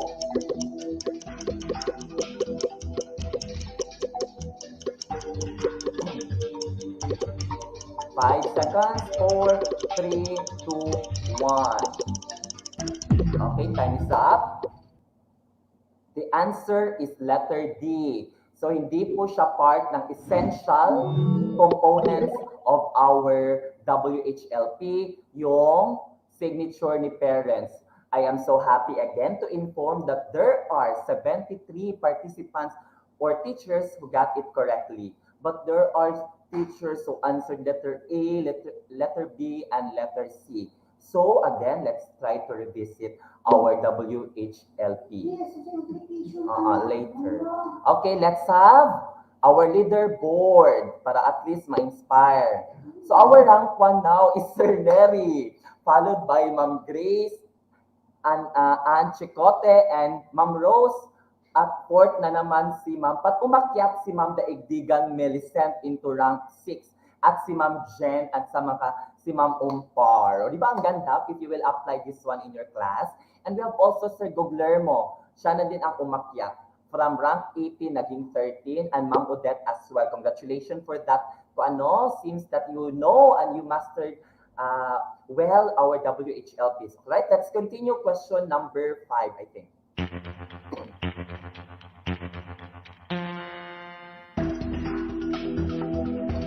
In preparing WHLP, teachers in Cluster 6 should collaboratively 1. Ensure curriculum alignment. 2. Provide clear and explicit directions. 3. Employ professional judgment. 4. Formulate critical and creative questions. Or 5. Set clear expectation. A. 1, 2, 3 only. B. 1, 2, 3, 4, 5. C. 1 and 4 only. Or D. 1, 3, 4, and 5 only. Go!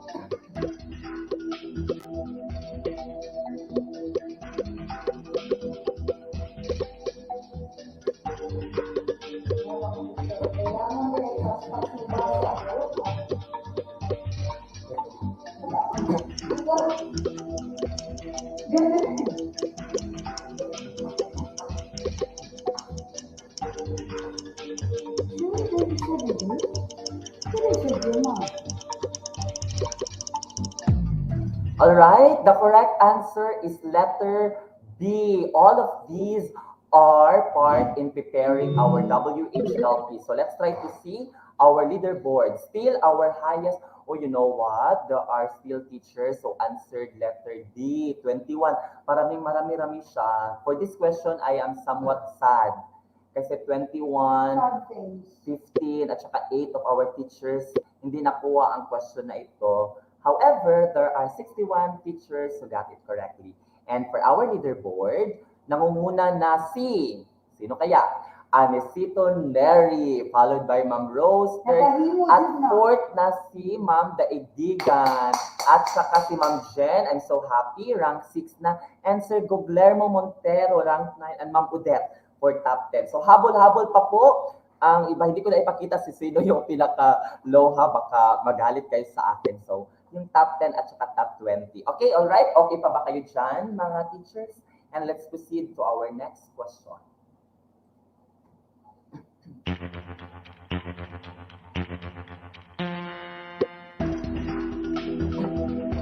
Feedbacking is necessary in designing HWLP. The 3 feedback model are the following: feedback at task level, feedback at practice level, feedback at self-regulation level, or feedback on student level. A, 1, 2, 3, B, 1, 3, 4, C, 2, 3, and 4, or last, 1, 2, and 4. Sige.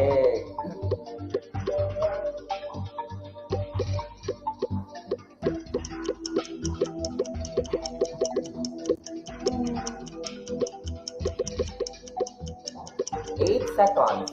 7, 6, 5, 4, 3, 2, and 1. Time is up.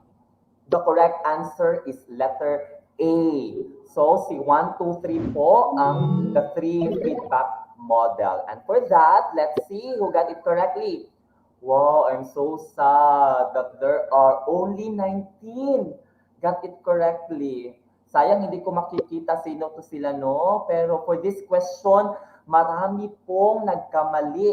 Out of 169, 150 po ang mali. And for that, our highest is Sir June Neri, followed by Daigdigan Melicent. Third, Ma'am Lorna Dairit. Kahit parang gumagawa ba si Ma'am Dairit? Ito parang department, may load pa rin si Ma'am Dairit. That's why alam talaga. And of course, I'm so happy with my teacher, Mark J. Damos, rank 6. And bakit bumaba si Ma'am Jen? O sige lang po, tuloy-tuloy. And ito po ang 10, si Sir Dennis, Ma'am Genevieve Pales, Sir Sache. Habol pa po ha? Habol pa po tayo. Let's go with our next question.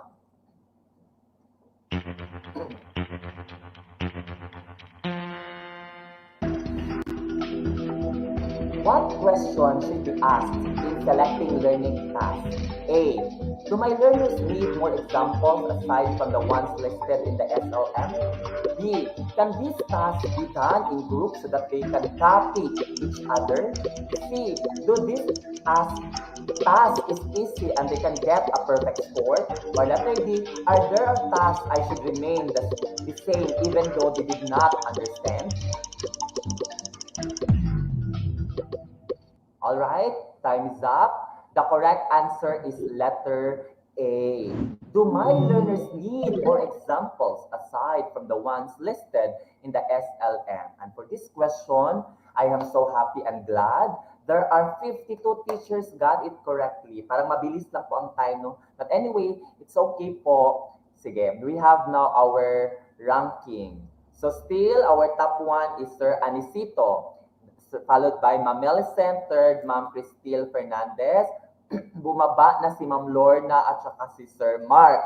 What happened? So tuloy-tuloy. Consistent pa rin si Ma'am Jen at saka si NBIS Mitzi. Parang hindi ko siya kilala kasi hindi man nilagay dito ang, okay, NBIS parang sa School New Valencia. Alright. Okay, let's continue with the next question. Tuloy-tuloy po.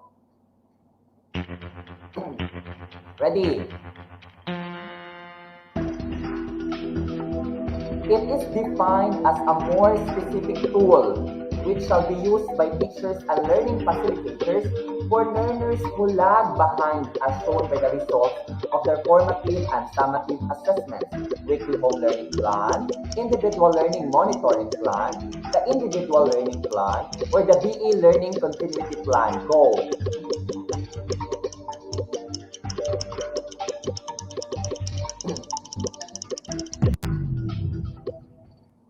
Alright, time is up. The correct answer is letter B, the Individual Learning Monitoring Plan. And later on, we will discover ano ba yung ILDP. So, ang congratulations. Oh my gosh, the result. There are still teachers na sumagot ng letter A, letter C, and letter D. And this is somewhat need to be addressed with this MPRE. And there are 70 teachers who got it correctly. Congratulations. And of course, let's see who are our top notchers for this game as of 8 question. Okay, here we go with our leaderboard. Still, our highest is Sir Anisito Neri. Untang mawat ang connection si Sir Neri. Oy, para makaapas ang uban. Second by Ma'am Daigdigan, followed by Ma'am Karen Bisaya of Estepona National High School. Fourth na po si Ma'am Jen. Fifth si Ma'am Rose. Sixth si Ma'am Mitzi. Top 7, Ma'am Lorna Dairit. Number 8, Dan Dero. And number 9, Ma'am Cristil, who happened to be our top 1 in our first question. And for our rank 10, we have Sir Pana. So, may takunan na talaga, Sir Early Dero. Finally, takunan. Kasi nandito ang principal nyo. Sige siya dictate sa akin. Bakit wala daw takunan? I do not know. Alright, so laban-laban, habol po. Let's have question number 9.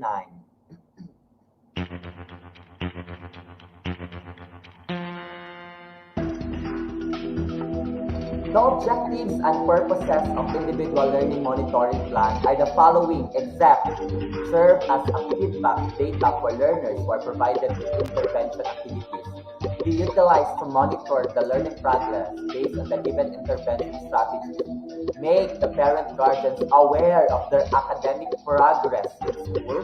Or letter D, provide a mechanism of support to learners who are lagging behind as manifested by the results of the formative and summative assessment.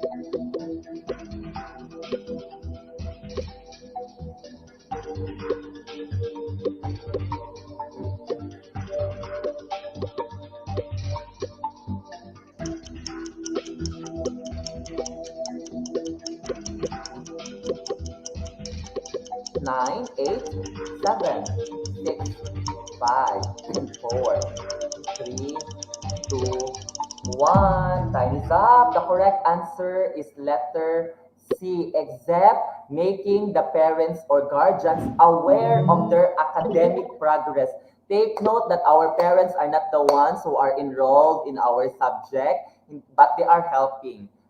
Meron silang involvement, however, hindi po para sa kanilang academic progress. So I expect titingnan ko dito sa leaderboard. I expect that all of you got it correctly, ha? Kasi klaro masyado. Oh, I'm so sad. There are still teachers who answered letter A, letter B, and letter D. So meaning teachers, ang mga parents pala ang mag-check ng kailang academic progress. So si parents pala ang bibigyan ng grado. So again, this MPRE is very essential to revisit our IDL MP. So I am so happy and glad that we have this kind of topic to be discussed on. Okay, let's have our last question. And of course, our leaderboard, para guided tayo kay hindi mahimutang na jud si Sir Juno. Siya unsa na daw iyang rank. All right, still our first is Sir June, followed by Ma'am Daigdigan. Tingnan niyo sa screen, our top 10, top 20. Si Ma'am Jackie of Talandang and Ma'am Jasmine Ompar, kumabit pa sa top 20. Okay, so let's continue with our next question.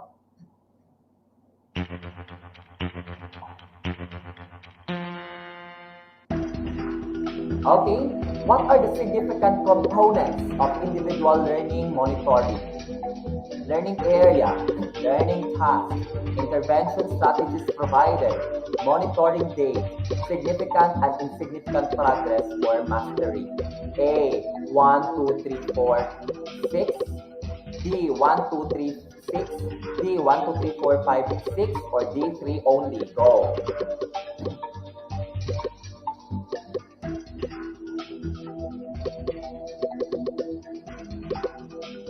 So, malalaman na ngayon ang ating top 3. I think this is the last question.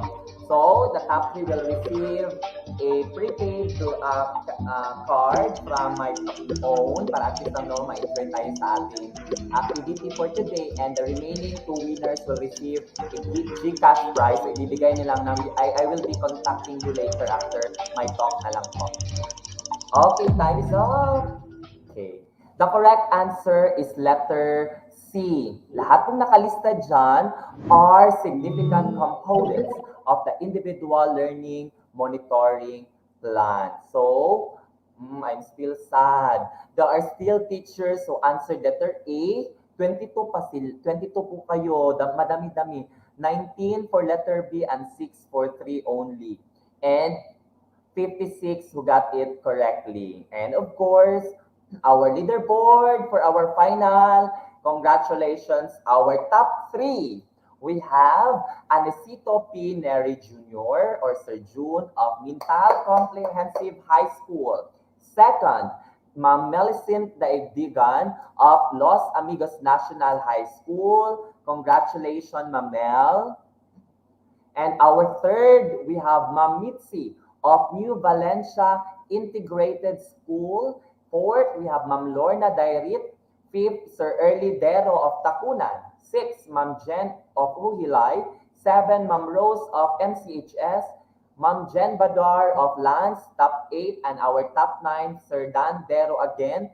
And of course, our top 10, we have Sir Rindy Trosio. So, congratulations and everyone. Let's try to reflect ourselves with our points, with our correct answer. So again, even though you know the answers lahat, but you are not quick in pressing the correct answer, talagang malalampasan kayo din. So this is somewhat not only about knowledge type of examination, but of course, it will teach us our speed in answering questions. So for that, we end up our game. So let's go back with my slides and let's try to discover some correct answers. I mean, all of the correct answer in our activities para ma-check nato kung tama ba itong ginagawa.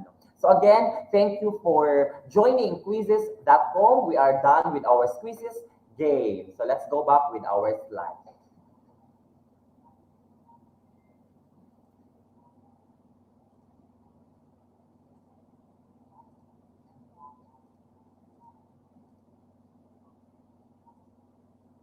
Again, good morning once again and welcome to the weekly home learning plan. And I should say that this is developing independent learners. I am Jason Jasmine Reyes, the school head of Ulan National High School. I hope that you enjoyed our activity for this morning. All right, let's proceed to our main purpose.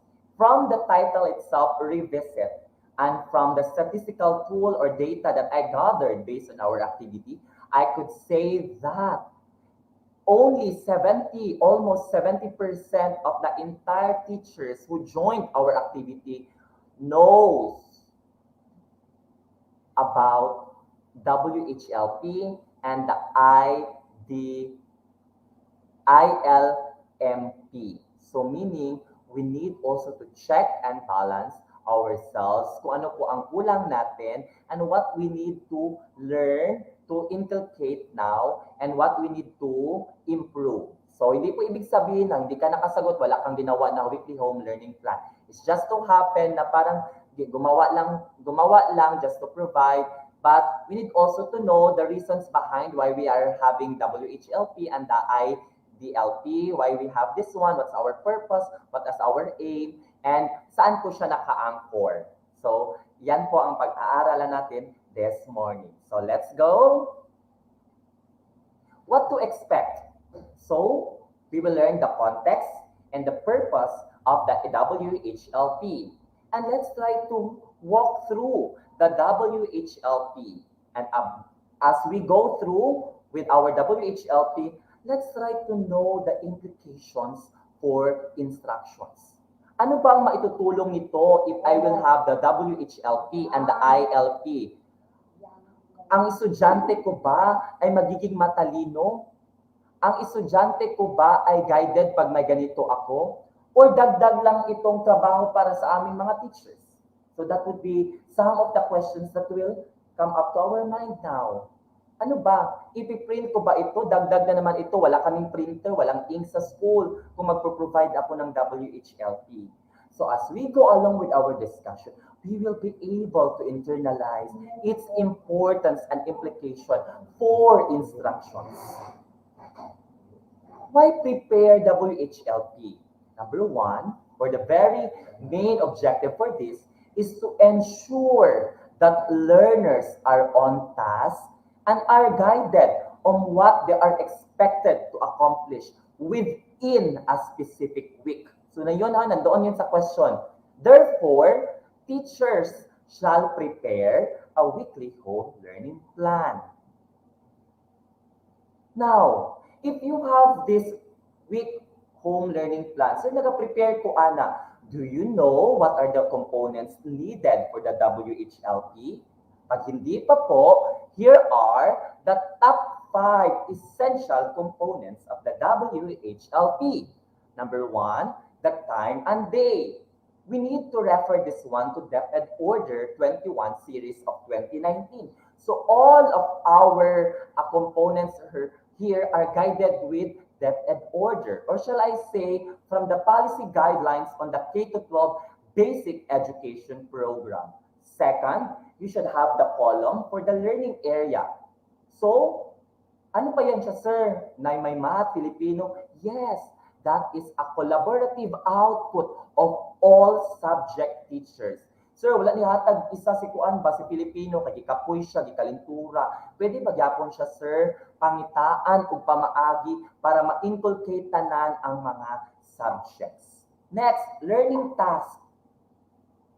What do you mean by learning task? These are the activity that we need to provide for them to improve their skills and knowledge. Saan ba naka-anchored ang learning task? Muhatag lang bata kay gusto nato papanon si kuan, si students. So it must be from the learning competencies as well. It must be a connection of every detail. So number 4 is the learning competencies. Saan ba naka-anchor? Sir, dito ba sa old kuan competencies? We should embody with the interim guidelines discussed by Sir Norman, the DepEd 31, that we have this MELCs. What does it mean? The most essential learning competencies. So meaning, dyan po tayo naka-abide. And of course, the mode of the delivery. What does it mean? Mode of delivery meaning, if you wanted to submit the outputs of our learners via SMS, ilalagay po dyan. Or you wanted to submit face-to-face, or you wanted it to submit via email. So it's up to you. That is the mode of delivery. So again, there are 5. essential components of WHLP. If we have that one, I would like to emphasize this one that all of us, teachers, including I, even your school head, should collaboratively prepare WHLP and consider number one, ensure curriculum alignment. So meaning it must be in the K-12 basic education curriculum. Second, it must be in your MELCs. Second, provide clear and explicit directions. Hindi lang po ilalagay dyan na learning task, create formula on finding triangle. Yun lang, create. So saan ilalagay? Saan isa-submit? So that is provide clear and explicit directions. Number three, employ professional judgment. In other words, we should provide activities that would also allow learners to think critically, mentally. Hindi po siya na dahil may pandemic na hamper na po and we will provide the easiest manner. But of course, there must be also professional judgment. Number four, formulate critical and creative questions. In other words, in our learner task, we should provide additional questions that might help to perform a specific task. And you know what? I am so happy and glad to share this to everyone that the WHLP of my teachers in Ulan National High School, parang kung pwede hindi ko na lang i-check kasi alam ko na they provided talaga. And I would like to congratulate all my teachers for providing the comprehensive WHLP for our learners and of course to our parents. Thank you for that. And I know that all of us here in Cluster 6 are actually doing that one, so congratulations. And of course, the last one is set clear expectation. What do you expect if they will have this learning task? We should inculcate also that begin with an end of mind. Kumbaga, back design na to, back designing method ang i-apply natin. So meaning, think kung unsa ang maabot sa ilang if you will give that one. So I know that you know that one also, teachers. And there are things to consider in designing the WHLP. Number one, wellness. What does it mean? It means that it will not just merely improve their critical mind or knowledge about the subject taught. It also with socioeconomic status improvement. It also the psychosocial. So in other words, dili lang more on knowledge ang ibibigay natin. There must be tasks or activities that would also enhance our learners' personal commitment, personal idea about themselves or with others. Take note that we are in the pandemic. They are sad. They have anxiety. So what you gonna do as a teacher? So you should provide questions that they might improve themselves. So as you can see on the screen, WHLP, napailibutan siya ng mga subjects. So in other words, that is a collaborative effort of all subject areas, of all subject teachers. Planning. The WHLP is a product of collaborative minds. Why collaborative minds? Because you will share your activity based on your subject handled or taught. So collaborative mind. It cannot and should not be done alone by individual teachers. Suppose that I am the advisor of grade 11 Reyes. Kay wala man, I don't like to wait for my subject teachers and I wanted to make it in my own. Ako nagbuhat-buhat og activity. Tama din na siya. Nadili siya align sa gusto ikuan sa ni teacher sa aral pa, ni math or ni English teacher. So, in other words, it cannot and should not be done alone by an individual teachers. So in other words, that is a collaborative efforts of all subject teachers. Number 3, feedback. There are 3-level model of feedback. Feedback at task level, kung ano po yung kinakuha ng kuan. So in other words, our center here is feedback to students. That's why hindi kasali si students. Kasi we will not focus on the person itself, but on the process. Parang si Aisha, na you should, parang kung may kasalanan na gawa, dili si tao ang sisihon, but to the scene. but not the sinner. Parang ganon siya na concept. So feedback at task level, feedback at process level, and feedback at self-regulation level. Okay, I hope that you got it right and you are following me now. And there are questions also that we need to ask within ourselves or with our friends or our co-teachers regarding in selecting learning tasks. Number one, is the topic difficult or new that requires more time to explain or demonstrate the skill? Was it? Parang ganon. Number two, do my learners need more examples aside from the ones listed in the module? Was it? So parang ganon. Parang kulang man ako example, wala kayo nakakuha si Kuan ba, si Edward, wala kayo nakakuha si Mark J. So, unsa akong buhaton? Sige, I think they need more examples for this, aside from the ones listed in the module. Number three, can these tasks be done better when learners work together? What's more, what I can do assessment. Okay. And number four, we could ask also, is there a learning task that I want to replace? Parang hindi ko agree sa SLM nakalagay, parang gusto ko siya i-change. So pwede nyo yung itanong sa sarili ninyo. Or a learning task not found in the module that I want my learners to work individually or in groups. And that can be considered as the new learning task. Number five, is there a part in the lesson where most of my learners encountered difficulties based on assessments result and feedback from the parents? So what you will do now, it gives us an idea to review, reteach, and reinforce. See, if you have some questions about your WHLP pertaining to your learning task, you will be able to think, do I need to review, to reteach, or to reinforce? So in other words, productive po, and ang ating learning is ongoing siya na process. Number six, does the assessment require knowledge type of answer or demonstration? So what you will do? What's more, what type of assessment should I give? So that would be the possible answer to your question. Number seven, can this task be done successfully by majority of my class without direct supervision from me? What's in it? What's new?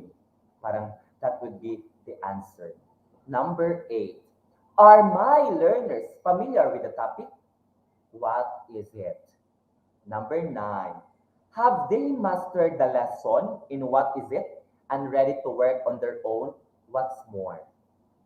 Number 10, does the assessment require my learners to provide unique original output? What's more than provide assessment? Number 11, does the require longer period of time to be accomplished? Does the task require longer time to be accomplished? So i-ask ko ninyo, you need to assess it within yourself. Kaya ba ni sa akong estudyante na magpabuhat ko og miniature sa Araling Panlipunan sa Taj Mahal within 3 days, then you will return it?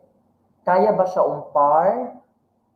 Kaya ba siya Sir Mark? Kaya ba magpasolve si Ma'am Emily Dimol og 20 ka questions sa isa ka orasan sa iyang time? So, try to reflect.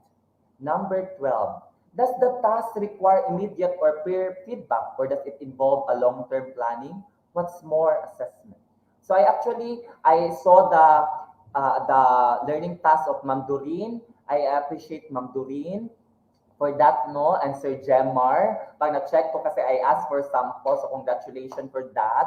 And of course, from Ana Teresa of Ula. And I have also Sir Nilo of Takunan.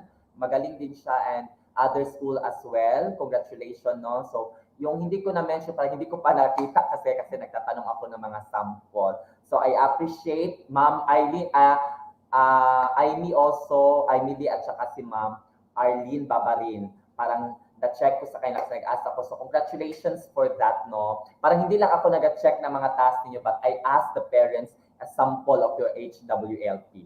Then, tinitingnan ko. So, for that, I appreciate your way ninyo, effort, and dedication, determination, and of course, your knowledge and skills on how to prepare WHLP. Time management is the key. I would like to emphasize this one. indicate specific time frame. Why there is a need for you to indicate specific time frame of the WHLP? So that learners are guided kung ano na dapat ang sasagutan nila. Remember that our learners now are into games. Hindi sa quizzes but into ML, into ano yung mga nilalaro nila because I'm not into with that kasi na mga game. So, para guided sila, nakalagay sa gilid, 8 to 9, mathematics. 9 to 10, recess o recess agad para makarelax. 10 to 11, lunch. Tapos 1 to pa na, resume, alauna, Filipino. Di busog na daan. So indicate the specific time frame. But you know what? We have also correct class scheduling. Depende po yan sa school. So, you might be asking, sir, di man 8 to 9, 9 to 10, kasi sa amin Filipino, Monday lang tanan. It's okay. It depends on how you arrange your class schedule. But there are also class schedules proposed or sampled in our memorandum. Okay? Set realistic expectation and doable learning tasks. So, I mentioned it already. If kaya ba nato, definitely kaya-kaya sa atong mga bata. If dili kaya ni teacher, why you should give that one kind of learning task? So, it's not doable. Third, break larger scale tasks into smaller, distinct sub-scale or sub-tasks. And of course, adjust schedule based on the result of the formative assessment. So later on, we will know paano mag-a-adjust. Are these advanced students need to be adjusted in terms of their assessment? Pwede. But the very crucial here are those learners na hindi talaga na-meet ang expected skills or knowledge from the competencies provided. So we need to have the adjustment. Sir, same ba ang WHLP o katong wala nakakuha dayon? Definitely, you will make some adjustment. Kaya di man parihatanan. Okay? So, magkuan ka na kay mga kuan ta sumalahi siya. Basta ingon mo nga atro ko na tanan ko, basta ikaw ana kasabot si kuan kay hago na. Yeah, I understand our dilemma now as a teacher during amidst this pandemic. No, I understand that one, but we should also think that hindi po lahat ang facing ng mga mag-aaral natin ay pare-pareho. So there are also na hindi talaga kaya ni students. So what we're gonna do is provide him or her another output or WHLP in relation to his or her individual learning monitoring plan. Okay, I will give you now the prototype WHLP for the junior high school with using MDL and TVRBI. This is from the Bureau of Learning, Delivery, Teaching, and Learning Division. So, 7 to 7:20 and 7:30 to 8, that is the morning routine. So, wake up, make your bed, eat breakfast, get ready for an awesome day. Wala gikaon, sir, what you gonna do? So, bahala na sa bata, dira. Have a short exercise, meditation, bonding with family every day. That is morning routine. But 8 to 9:30, you have that one. So it is indicated in our screen, indicate the page number. So it would reflect to the proper giving of instructions and the independent learning instructions. Indicate the minutes per SLM task para guided sila. And you have processing questions. Ito po yung sinasabi ko na you should set clear expectations and you should provide explicit explanations and instructions. Yun po kanina sinasabi ko. So dito po yun siya. Pinakita ko lang as to how to check your WHLP. Kung nakalagay ba dyan, may independent learning pa yan. So it also serves as the guide to us school heads para if may mag-monitor sa atin, we can identify kung ano ba ang WHLP, ano ba ang part siya na they are processing questions already. And for that, thumbs up. Clear instructions, the guidebooks for learners, and the self-assessment, and the one that I mentioned earlier, that we should not always focus on the knowledge base, but of course, the social-emotional learning of our learners. So for example here, count the number of your correct and incorrect answers in the task in the SLM. Do not feel disappointment if you have several errors. The same thing with your activity earlier. Pag namali mo, do not feel disappointed that wala mo kabalo sa WHLP. Perhaps, cheer up and carry on. So yan po ang mga sample ng social-emotional learning. And of course, we have the feedbacking from learners and feedbacking from parents. So which module among all subjects help you the most understand the lesson, and the feedback for parents. So useful information for teachers to reflect from the feedbacking from our learners and parents. Bakit po kasali si parents? Take note that based on research entitled Parents' Involvement and Academic Performance of Our Learners 2020 of Reyes 2020, I could say that the feedbacking from our learners and parents is very essential. Why? Because it gives us a reflection, adjustment of instruction, and we can provide a better distance learning experience for our learners. WHLP implication for instruction. What? It analyzes the curriculum goals for learning area, content, performance standards, and the most essential learning competencies, and ensure their alignment with the SLMs and other teaching learning resources. Why? Know and understand the goals of the K-12 BEP. 3. How? Equip oneself with content and pedagogies, and see how they will work in distance learning. Design learning experiences using high-tech. I believe that it was mentioned by Dr. Norman on Annex G. I think if you listen to his discussion, design learning experiences using high-tech, low-tech, or medium-tech yata yung binigay niya, pero hindi binigay si no-tech approaches. But you can still apply no-tech approaches.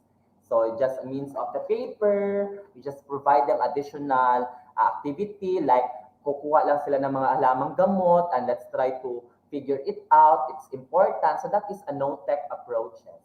So somewhat like that po. Remember, there are no perfect lessons, but you should communicate regularly with your learners and their parents. And always remember that all of us, we are part of a larger community. Let's go with the individual learning monitoring plan. And this is just based on DepEd Memorandum CI 2020-00162. And this ILMP is anchored from WHLP and to your activities conducted. Bakit ginagawa si learning monitoring plan? Ito is a specific tool which shall be used by teachers and learning facilitators for learners who lag behind. Meaning, binibigay lang ito o ginagawa ito sa mga estudyante na nag-lag behind as shown by the results of their formative and summative assessment. Paano yan? Si teacher hindi man nag-check. Hindi din makukuha. Hindi din malalaman sino yung nag-lag behind. So in other words, assessments are very important so that you could identify who are our learners need to be given this individual learning monitoring plan. So, likewise, it provides intervention strategies for a certain period. It serves as the document that will show if the learner has shown either mastery of the learning competencies, significant progress, or insignificant progress. 3. For learners who are given intervention activities, suppose that binigyan mo na. For example, I have a certain student in my subject math na hindi talaga niya makuha on how to multiply numbers. So their weekly home learning plan shall be adjusted to suit their comprehension level. Example, they should be provided with tasks that are respectful of their cognitive ability, but the right amount of challenge until such time that they are prepared to handle norm learning tasks. So ang ganda pakinggan na hindi kuha ng bata, so you should provide until such time na si bata makacope na siya o makago na siya. So lami sa feeling sa teacher, makailap siya ko nga mag-share ko, especially sa math. To tell you honestly lahat na mag-aaral ko are not into in mathematics, but I always see to it na at the end of my topic or sa akong isa ka semester or grading, even a little, they can learn from me, whether it's knowledge-based, skills-based, or performance-based. That is one thing that I am very proud that when I was still a classroom teacher, especially in mathematics, I have this program, Wag Matakot program. So until now, kasi nag-school head na si sir, parang hindi ko na siya magamit. But I hope that it will be applied to our school. Parang, talagang ibigay talaga natin ang best sa ating mga mag-aaral. And you know what, and in return naman din yan is makita din silang successful silang life. Na pag ato mo sa bangkiruhan, di ka banggaan nila. Greet yun sila nga, good morning, sir. Ako bitong 74.5, so round up ni mo 75. O at least, pastor, di ba? So somewhat like that. The individual learning monitoring plan shall be utilized to monitor learning progress based on the given intervention strategies, serve as the feedback data for learners who are provided with intervention activities, provide a mechanism of support to learners who are lagging behind as manifested by the result, as I mentioned earlier, and make the parents, guardians aware of academic progress of their children and encourage them to strengthen their involvement. Nga naman, mas-strengthen ang involvement ni parent because they are guided, mo ni buhaton na akong anak. Remember, teachers, let's put in their shoe. Pag kita na ay meeting, si principal meeting, wala mo gitagaag kopya, wala yung kopya tanan, di ba mo yaw-yaw tapos wala memo, wala man naghatag og mga agenda. Same goes with our parents and guardians. If they are not given WHLP or guide questionnaires, definitely they do not know what they're gonna do. So in other words, it gives them encouragement to strengthen their involvement in guiding and supervising the learning of their children at home. It helps decide on the effectiveness of the learning modality adapted for the learner and the possible modification adjustment that should be provided to improve learners' performance. Ay, dili siya effective sa akong printed. Pangit yung mga results. So, because of your ILDP or the individual learning monitoring plan, imo siya nakay-shift nimo, kani ako ibutang sa yahan. And of course, this is beneficial for us teachers. It guides teachers in adjusting learning content and tasks based on the characteristics, cognitive ability, readiness, interest, and the profile of our learner.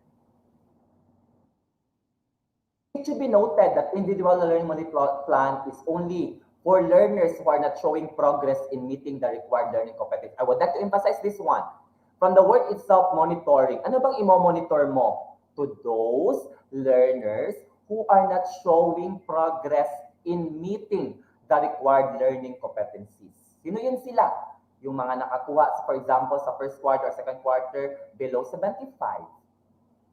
Yun siya po.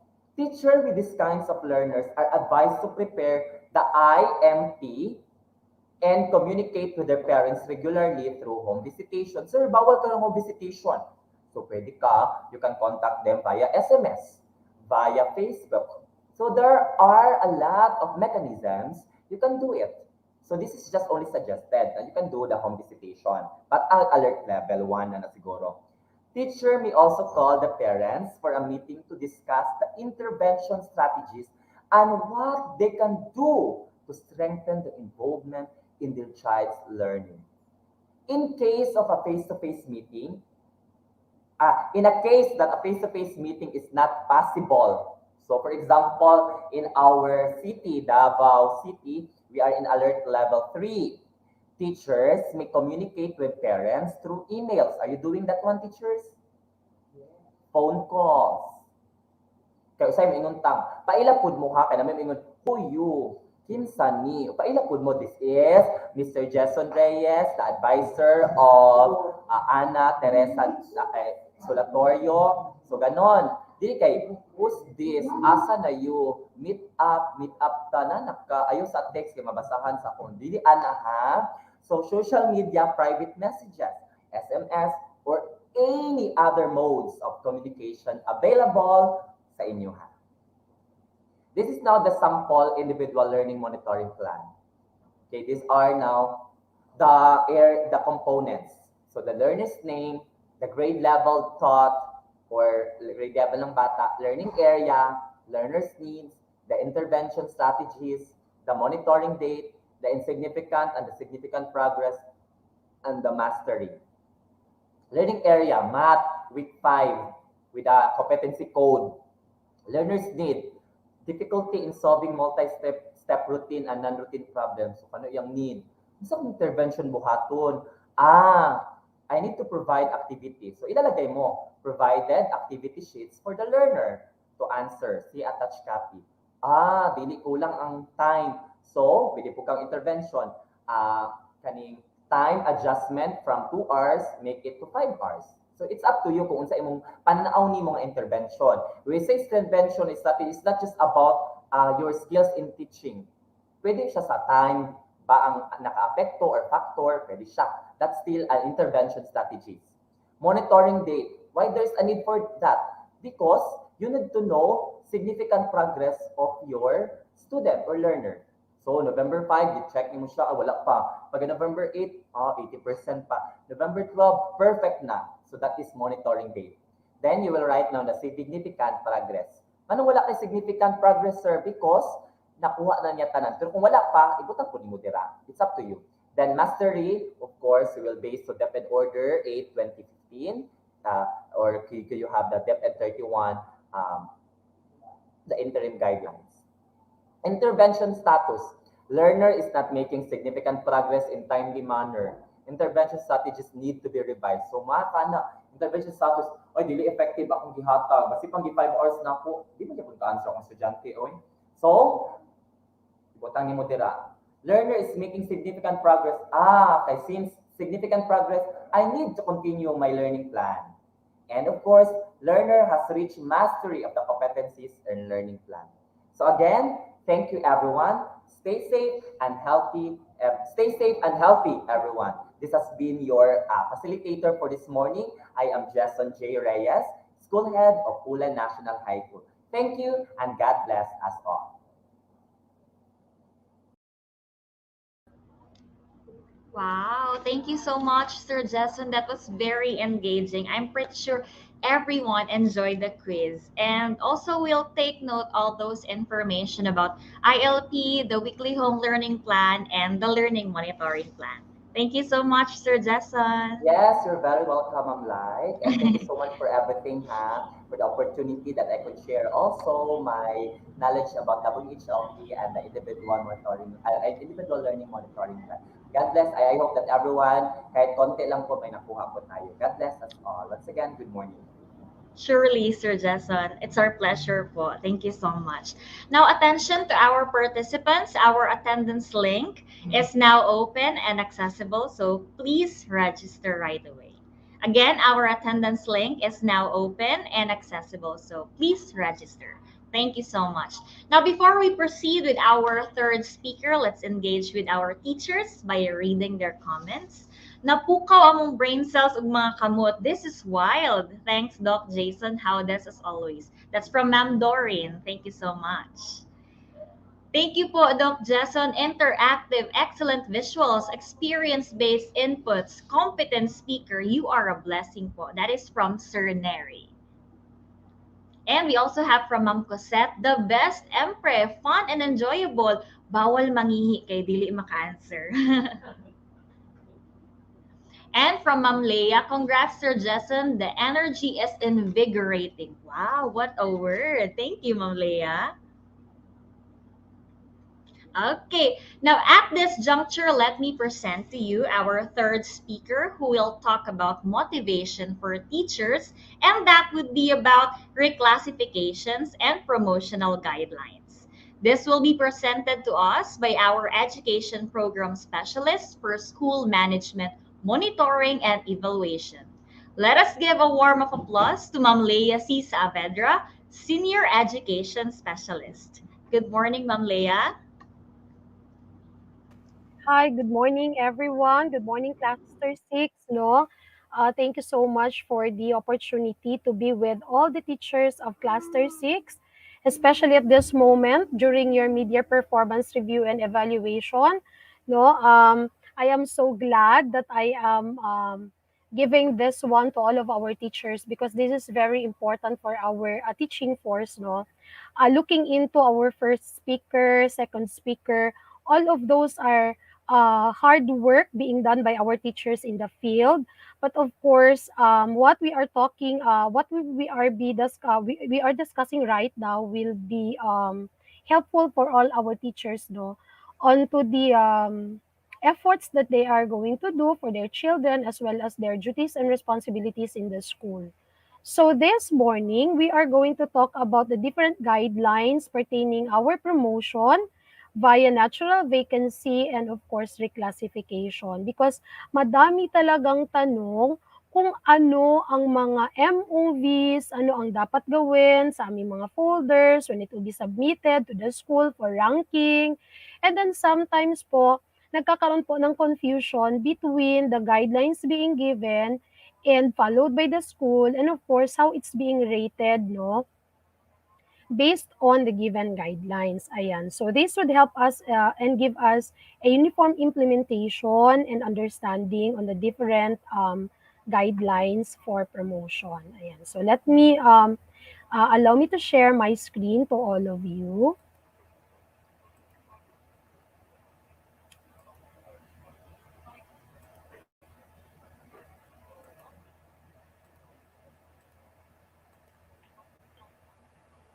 Okay, so we have now our guidelines for promotion. Ayan.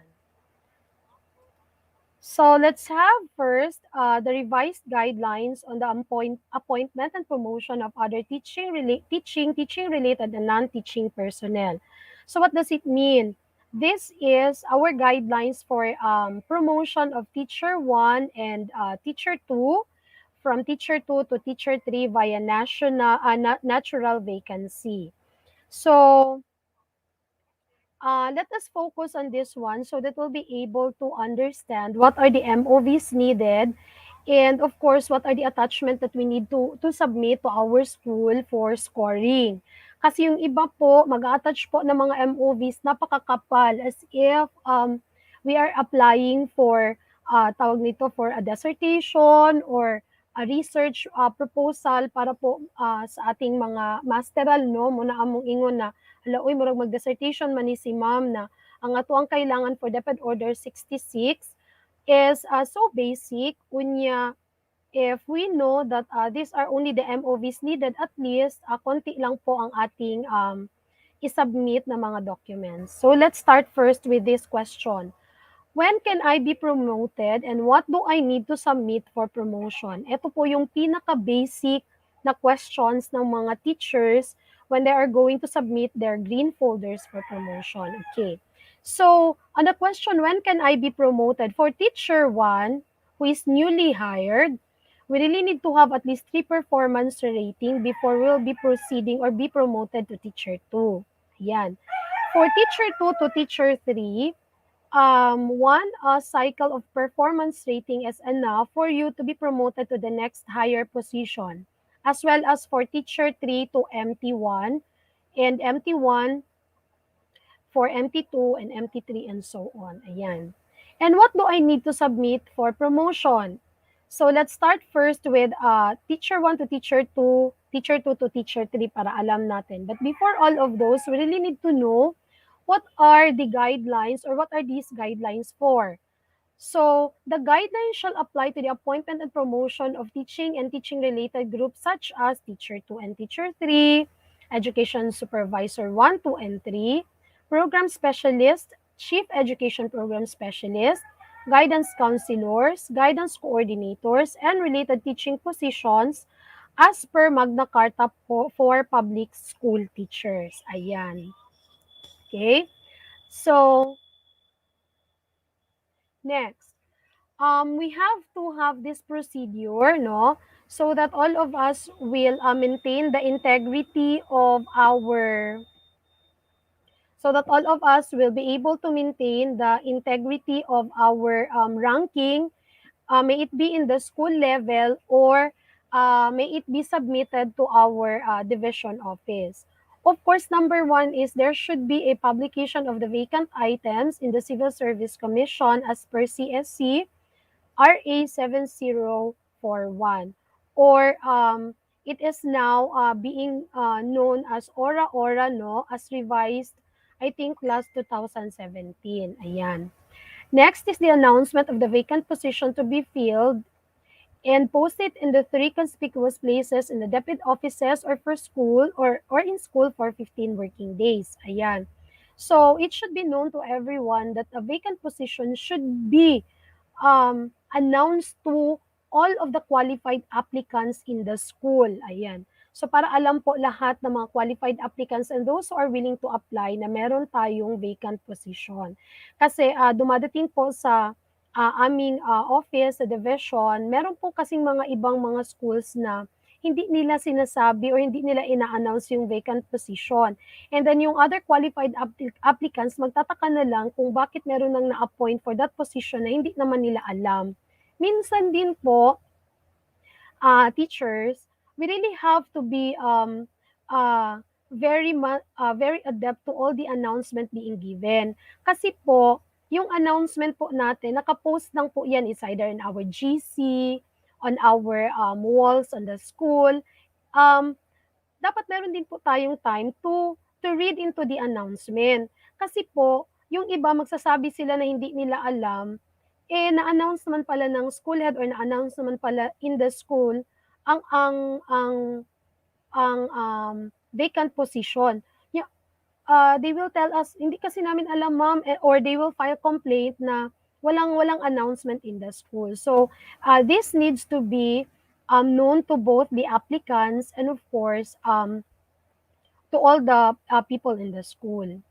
Next should be the list of applicants for vacant positions both from the inside, and outside of DepEd offices. So yung outside of the DepEd offices, this pertains to other higher positions, for example, yung guidance counselor, yung iba pang mga teaching-related position. Pero sa atin po, yung mga teachers po kasi are within our school, especially in the secondary implementing school. So, nasa school lang po natin. Therefore, the list of applicants for that vacant position will be known to all of the teachers in the school. Next is the conduct of preliminary evaluation of the qualification of applicants. In this moment, all our folders will be pre-evaluated by our school selection committee in our school. So sila po yung mag-pre-evaluate ng documents. And then they will look into the qualification if qualified po yung applicants natin. And then, for all those teacher na hindi pa po talaga mag-qualify, ayaw po ninyo awayang inyong mga evaluators because ang kanilang pinalo po ay hindi po galing sa kanila. Meron po talaga tayong specific DepEd orders na nakastipulate doon yung mga qualification standards. So that's the purpose of preliminary evaluation to tell you na yung qualification mo ay hindi pa po nag-fit sa vacant position na meron tayo. Next is, of course, the preparation of the selection line which shall reflect the qualification of all the applicants. Ayan. So, meron ng list, kung sino yung mag-qualify. Next is posting again on the 3 conspicuous places of the selection line or the names of the applicants for 15 calendar days. So, nakita nyo na po doon kung kasali ba ang pangalan ko on the short list? Wala pala ako, so I may ask the evaluators, bakit hindi ako nakasali? Ayan. And then, there should be a notification for all the applicants of the outcome of the preliminary evaluation. You have to take note that this is only a preliminary evaluation. Ibig sabihin, yung mga scorings po ninyo doon na nasa ranking ay nasa list na pinost are only the output of the preliminary evaluation. We have to remember that there is always the appointing officer, which is our schools division superintendent, who will have to assign or appoint teacher applicants for that particular position. And then, there shall be a submission of all the selection lineup to the PSB for deliberation. So, sa inyong level, sa ora-ora, magkakaroon pa muna ng school selection committee deliberation in which in the minutes of deliberation, makikita doon kung ano ang mga processes na pinagdaanan ng mga applicants, folder ng applicants. And then after that, it will be submitted to the division office for the PSB deliberation. Note that it would, in the division office, there are also people who will re-evaluate your documents or your green folders. Ayan. So sino po ba or ano po ba ang mga responsibility ng personnel selection board? Ayan. They will evaluate and deliberate the qualification of those in the lineup. Kasi merong iba na magtatap talaga sa ranking and some others ay nagkakaroon ng tie score. So meron tagang evaluation and deliberation. Then make a systematic assessment of the qualification and competencies of the candidates. Ayan. So ang ating competencies ay stipulated on the criterias that will be shown to you later. There's a conduct of further assessments such as written examination, skills test, and interview kung i-recommend po ng personal selection board na magkakaroon tayo nito. But then, the usual practice that we have for our ranking in the school, we are not into the written examination and skills test, or sometimes magkakaroon lang ng interview, pero yung iba wala na. Kasi nga po, alam na po ng mga school heads or alam na po ng mga evaluators ang inyong skills, written skills, and of course, your skills for an interview or yung inyong ang communication skills. And then submit to the appointing authority the shortlist of 5 ranking candidates who scores comparably at par with the other candidates. So at least 5 candidates, at least lang po 5 candidates ang nandoon sa ating ranking. Minsan po nagtataka tayo or kami sa division office kasi po hindi po aabot ng 5 and then the certification will come or will be written that yung iba po ay hindi pa po qualified applicants. So kasi po ang encourage talaga is at least 5 ranking candidates. Ma'am, 6, 7 or 10 kami lahat, ma'am, kaya dako kamong school, okay lang po. Isubmit lang din po yan lahat doon sa division office. And then on the evaluation, pag okay po lahat ng documents ng 5 from rank 1 to 5, yung 6 to 10 na po ay automatic na po na okay na po yung kanilang evaluation. So, ang amin na lang tinitingnan is only the rank 1 to 5. Yeah. So, who are these PSB in the division office? Of course, the chairperson is the Assistant Schools Division Superintendent in the person of Ma'am Jinky Ferman. The members are the head of the school where the vacancy exists. Ibig sabihin, the school head. We have the Administrative Officer 5. We have the Administrative Officer 4. The president of the DepEd Employees Union for for non-teaching, and we have the Faculty Association for our teaching personnel. So, in the secondary school, meron tayong tinatawag na school selection committee. Ang chairperson naman is the principal or the school head. The department head where the vacancy exists. Another department head, an administrative officer kung meron, or yung acting HRMO natin in school, and of course, the president of the teachers union kung meron siya. It shall be noted that if there will be no existing department head, the school head shall designate the members of the committee based on their creditable competence. And for example, ma'am, small school po kami, sino po magiging other department head namin? Kung wala, yung tinalaga po ng school head ninyo na OIC department head shall sit there as one of the member of the personnel selection board. So, are we ready for the computation of points for DepEd Order 66 series of 2007? So, dapat alam natin ma'am and sir, ano po yung mga MOVs na isasubmit natin so that when it goes to the division office, hindi po masyadong makapal ang folders natin. Tapos, yung iba pala ay non-value. Ibig sabihin, hindi na-score, all of those are just additional attachments. So, mahihirapan din po tayo to evaluate the documents. So, let's have first the performance rating by 35 points. Ayan. Please take note that our DepEd Order 66 series of 2007 is tawag nito a very old issuance for our promotion. Ang performance rating po during this time is still the past. Ewan ko yung mga bagong teachers natin if nadatnan pa ba nila yung past. Ibig sabihin doon sa past, iba ang scoring ng performance rating. Ngayon, na IPCRF na, we have a 5 as the highest rating for our IPCRF. Kaya po, the division office through the PSB have changed the rating of the performance rating, no, from the scoring of 10 and the rating scoring of 10 with the equivalent of 35 points, change po yan into 5 as the highest and then transmuted to 35 points. This is with the help of our very active education program supervisor for math, it's Sir Apat. So meron pong tabulation si Sir Apat for 35 points dito. So yun po yung ginagamit natin.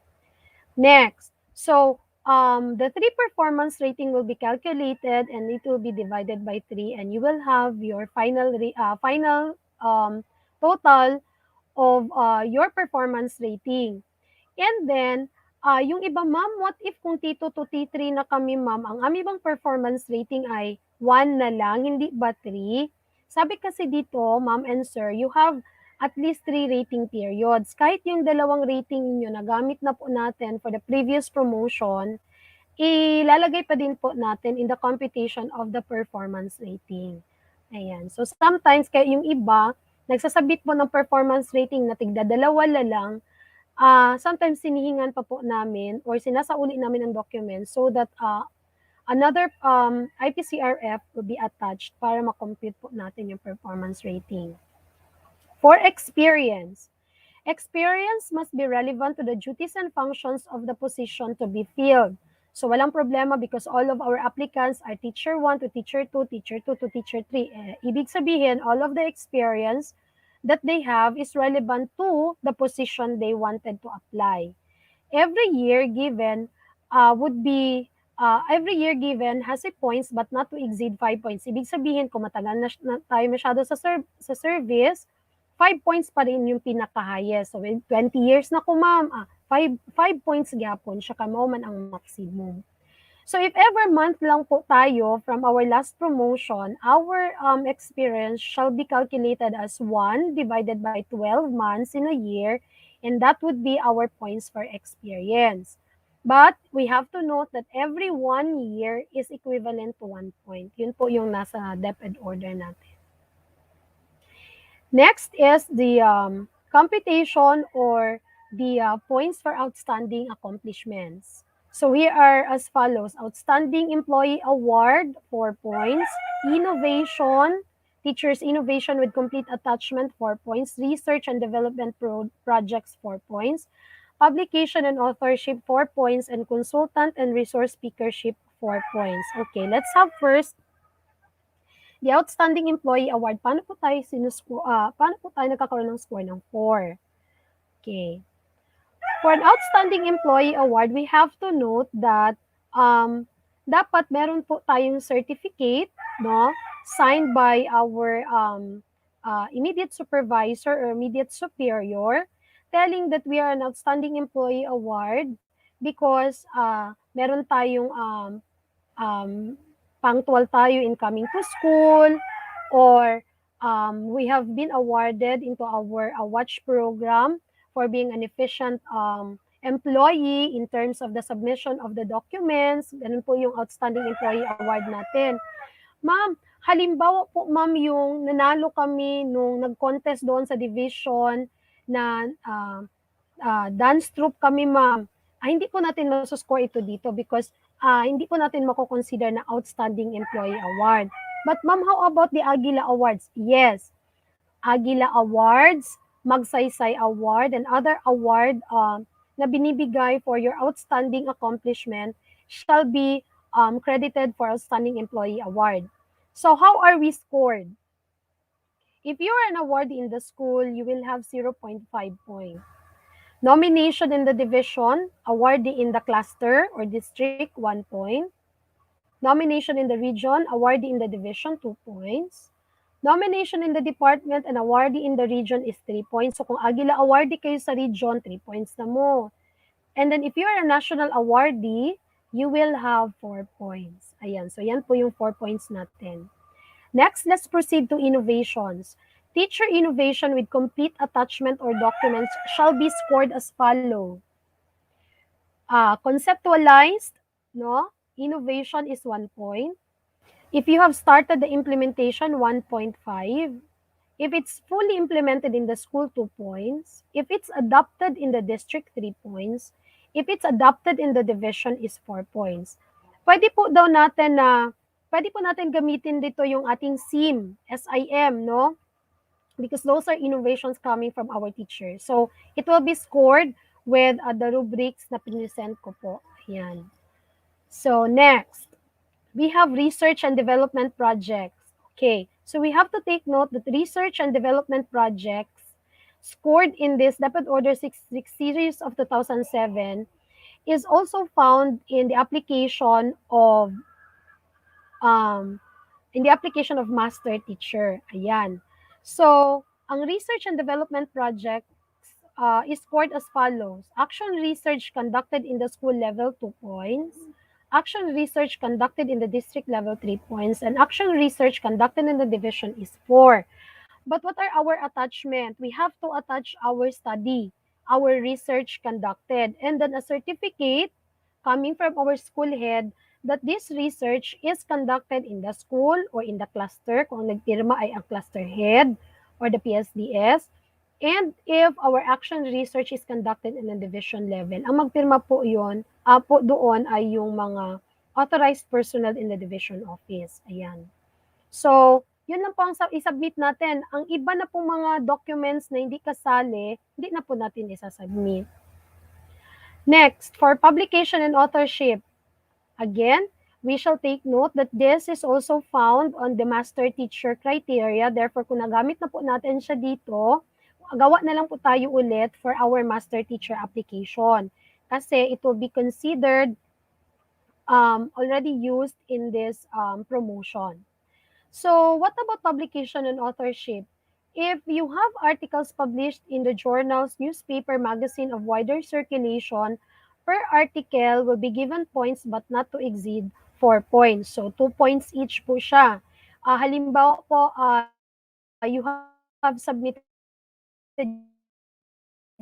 your article for so it will be scored as 2 points per article. Ayan.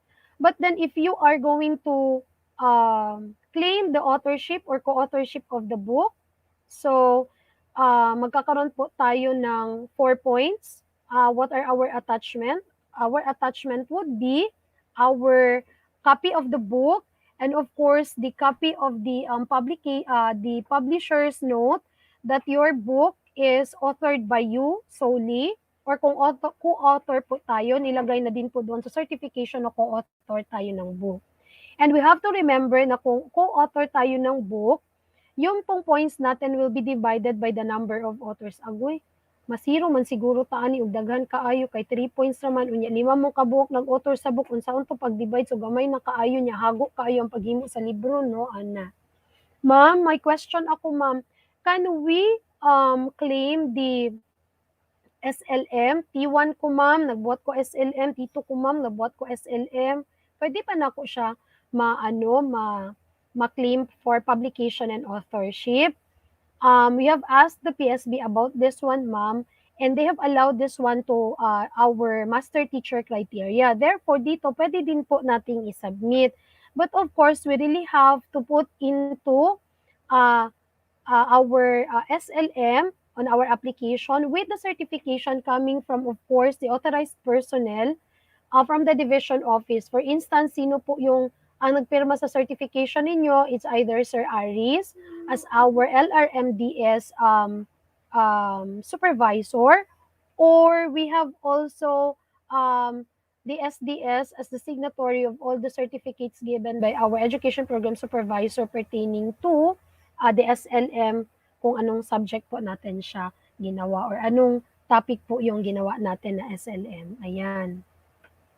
Next, number 5 is for consultancy and resource speakership. So, ibig sabihin, if you have been a consultant or resource speaker in trainings or seminars, if you are in the cluster level, so district or cluster level, you have 1 point. Regional level, 2 points. Division level, 2. Regional level, 3. National level, 3.5. And international level, 4 points. Bakit po natin in-include ang international dito? Because we know that all our teachers in DepEd Davao City Division have a very tawag nito, good. They are experts on their particular field, and they have been invited to talk to some international conferences. So kailangan score din po natin yun lahat, so that hindi po masasayang ang kanilang efforts in rendering their expertise, of course, to the international arena. Next, for education and training, ayan. So, what are the attachment in this one? Titingnan po natin yung Certificate of Completed Academic Requirements if you claim that you will have 10 points for this one because you already have your MA CAR or Completed Academic Requirements. Bakit talaga kailangan ang Completed Academic Requirements Certificate? Kasi po yung iba, they will submit us a transcript of record and of course a CAB certification telling us that they have reached already 32 units. Pero yung 32 units pala nila is an aggregate of all the masteral program that they are enrolling into. So, hindi po pwede yun. Kailangan meron po talaga tayong completed academic requirements for one masteral program para magkaroon tayo ng 10 points. Next, if MA pledge na po tayo, you will have your 15 points attached. Therein would be the diploma or the CAV, indicating that you have graduated already on that MA program that you are into.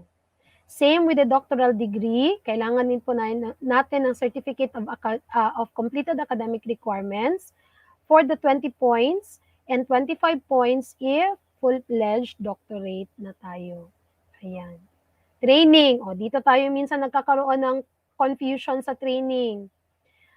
In training, participants should be what? Involved in a specialized training, kagaya ng NC2. Pwede yan. Question, ma'am, kailangan po bang NC2 are related or aligned to our subject? Pwede na po. Hindi naman po nakasabi doon na kailangang align. Basta specialized training. How many points po ang binibigay doon? Later, makikita natin and I will tell you if how many points po yung NC2. Meron din po tayong scholarship program, kagaya ng Semeo Inotech, meron tayong PLBT and FOTEACH, mga scholarship program po yun or short courses na binibigay po ng mga colleges and universities, especially right now, madami po mga scholarship na binibigay, no, by all other partner higher education institution and the study grants. So 1 point for every month but will not exceed 5 points. So if you reach 5 months already or 10 months or ilang years, 5 points na po tayo dito. So if this is a training, activities conducted in the school, district, regional, international, and national level, makakaroon tayo on the following points. But of course, we have to take note of the MOVs we are to submit. A participant in 3 or more trainings activities in each level conducted for at least 3 days not credited during the last promotion. Ibig sabihin, if you participated in the district level training, kailangan meron tayong 3 certificates tag 3 days each, ang each certificate. For division level, the same, regional level, national, and international level. Now, I'm going to reveal to you that the NC2 that you will attach on your folder will be rated for national level. Kasi yung NC2 po ninyo ay signed ng secretary po ng TESDA, I think, or the representative of TESDA for that particular training. Ayan. So usually yung nagsasign doon is the TESDA, parang ano ba yung tawag nila doon? National tawag dito, national official nila. So, national level po yung binibigay natin sa NC2. Ayan. So, eto we have to take note, 3 certificates, 3 days each. Ma'am, my training is not 3 succeeding days, pero the same title lang. Pagkagaya ng mga LAC or mga inset na ginagawa, okay lang po yun, ma'am, basta 3 days po per training. Ayan. Next, meron talaga tayong mga kasamahan na hindi lang talaga nagpa-participate during training, pero they are so active during the giving of the trainings and they are assigned as chair or co-chair. Muna sila mga bida-bida ang saya sa mga training, di ba? So naman yung mga uban na di jud na sila gusto maminaw, ma'am, kay gusto lang jud na sila nga mag-organize jud sa ilahang mga ginatawag na mga program, no? Especially right now sa ating StreamYard, meron tayong mga committees. So yung mga chair and co-chair natin dito, hindi ibig sabihin na they have been exerting their efforts to become the chair or co-chair of the committee. Wala po silang points. Meron po yan sa DepEd Order 66. So, if your chairmanship is for district, division, regional, and national and international level, may mga points po din yon. Ayan, 1, 2, 3, 4, and 5 points respectively. So, my suggestion to all the schools here, no, bigyan po natin ng mga certificate yung mga teachers natin, no matter how small their committee is, as well as they are performing at the top at their most at their energy, no, at their efforts. Bigyan po natin sila ng certificate para po magamit din po nila when they are applying for promotion. So MOV is a certificate as chairman signed by the authorized personnel or co-chair signed by the authorized personnel. So, lagay po natin doon. Hindi na po tayo hanapan ng matrix dito. So, you just put there the certificate. Ayan. So, hindi lang po tayo dito rated, no, for our training, our outstanding accomplishment, but we are also rated according to our potential. So, communication skills, ability to present idea, alertness, judgment, and leadership ability. Remember that meron po tayong scoring dito, and this is indicated in DepEd Order 66 series of 2007. Our evaluation can be done by our PSB or School Selection Committee, no? Yung iba, ma'am, amo na magud silang gi-rate based sa ilahang mga kuan, ilang mga performance kay makita namang good namo during our observation, ganun. Okay lang po yon. May rubrics po yan. We have to follow the rubrics indicated in DepEd Order 66, Series 2007. And not only that, you're also rated by your colleagues through your psychosocial attributes and personality traits. Kasi po, both our attitude and our aptitude are rated when we are into promotion. Hindi po pwede puro lang tayo brain. Meron din po tayo dapat affective domain. So, this includes human relation, stress tolerance, decisiveness, no? How do we handle situations, and how do we deal with stresses in our environment, especially right now, no, sa ating cases, ayan, sa ating present situation. And all of this will be transmitted into a summary form. So, yehey, ang teacher 1, ma-teacher 2 na ni, ang teacher 2, ma-teacher 3 na ni siya via natural vacancy. Paano natin malalaman na magkakaroon tayo ng natural vacancy? If there is a retirement, resignation, and promotion. O katong giingon ni Ma'am Emmy kaganina na letter D, na hadlok kayo taan ng tanan, no? Death. So, may I suggest to all the schools belonging to the cluster 6 that your ranking or the evaluation of documents would not be based only kay kanang naay kuan karon kanang naay murag mag-retire sa karon nga bulan, so karon pud sila na bulan nag-ranking. You have to remember that every documents you will be submitting to the division mo office would take time for the re-evaluation. My suggestion would be, gawin po nating yearly ang ating ranking. So, at the beginning of the school year, magpasubmit tayo ng folder, mag-rank tayo kasi along the way, hindi natin alam magkakaroon ng vacant position due to resignation, promotion, retirement, meron na tayong ranking at hand or na-check na po natin yung ranking natin. Ayan. So, i-notify lang po natin ng mga teachers na yung ranking ninyo is in preparation for the future vacant position. Ma'am, kailan po natin gawin ang ranking? Sabi po ng civil service, as the vacancy exists, magkakaroon po talaga tayo ng ranking. Ayan. So, para dili na ta malate, no, in having our rank na anadayon, takabalo na ta sa DepEd, karon ang memorandum na abot sa ato, gahapon ra na ang deadline sa tinuod lang. So, maglisod na sa tahala deadline na, wala pa ko kasubmit, ngayon na po tag-extension. Ano siya. So, next. You might be asking, ma'am, teacher 2, teacher 3 na ko, unsay sunod na ko? Pwede ba ko mag-MT? Pwede ko mag-HT? Pwede po ta mag-HT, ma'am. For natural vacancy, you will have DepEd Order 42 Series of 2007. Ayan. Ma'am, paano nire-rate yung head teacher at ano ang kanyang mga MOVs? Lahat po ng diniscuss natin sa DepEd Order 66 na criteria is the same with DepEd Order 42. Iba-iba lang po ang scoring doon. So, I would invite everyone to browse DepEd Order 42 Series of 2007 para makita po natin ang scoring, which is different from DepEd Order 66. Pero again, lahat po ng criteria is the same with DepEd Order 66. Training, outstanding accomplishment, lahat ng yun ay pare-pareho po. Nagkakaiba lang po tayo sa scoring. But we have to take note that in natural vacancy, the assignment of head teacher shall be one per subject area with priority on the core subject area, namely English, Math, Science, Filipino, and Araling Panlipunan.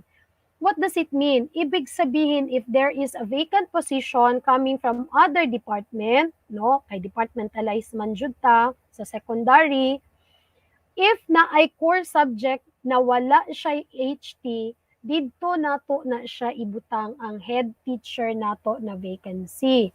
So, ibig sabihin, English, Math, Science, Filipino, Araling Panlipunan, kato sila ang ato ang priority na lagyan ng HT position. And this is also true to the application of head teacher, academic department head for a reclassification of item, which will be discussed later on. Iba po yung qualification standard sa reclassification, ha? Iba din po natural vacancy. Ito, natural vacancy po ito. Okay, next. Ma'am, after T3, gusto ko mag-master teacher. So, paano? Okay, proceed ta, master teacher. Ready na inyong mga self, mga teacher 3 and aspirants for MT1 para klaro kung unsay na dinhi. This is our guidelines and legal references for a master teacher position. Yan. So, ibig sabihin, we have the manual on the position classification and compensation scheme for teaching positions in elementary and secondary schools. We have MEC Order 10 Series of 1979, DEX Order number 57 Series of 1997, the requisites and qualifications for a candidate for an empty position, and DEX Order number 70 Series of 1988 issued by DEX with respect to its revised policy on master teachers for secondary school. So all of these are being considered in rating of our master teacher position. Okay. It shall be noted that this is applicable for both natural vacancy and of course for our reclassification. So proceed. There are established qualitative and quantitative criteria for each level of master teacher. An applicant must possess all the prescribed qualification and be considered for a particular level, which is measured in terms of educational preparation for performance rating and teaching experience. So all of these are being measured by our criteria in master teacher. Siyempre, master, nagukasatan ng teachers, ma'am and sir. So, pwede di ay siya nga, dili ka kaibalo o dili ka prepared sa by educational preparation, wala day ka dito, nya performance rating nimo very low. And of course, the teaching experience is less. So therefore, we really have to be at the top of all the teachers in our school kasi master teacher po tayo. Ayan. Nya ang uban sungugon nila nga MT like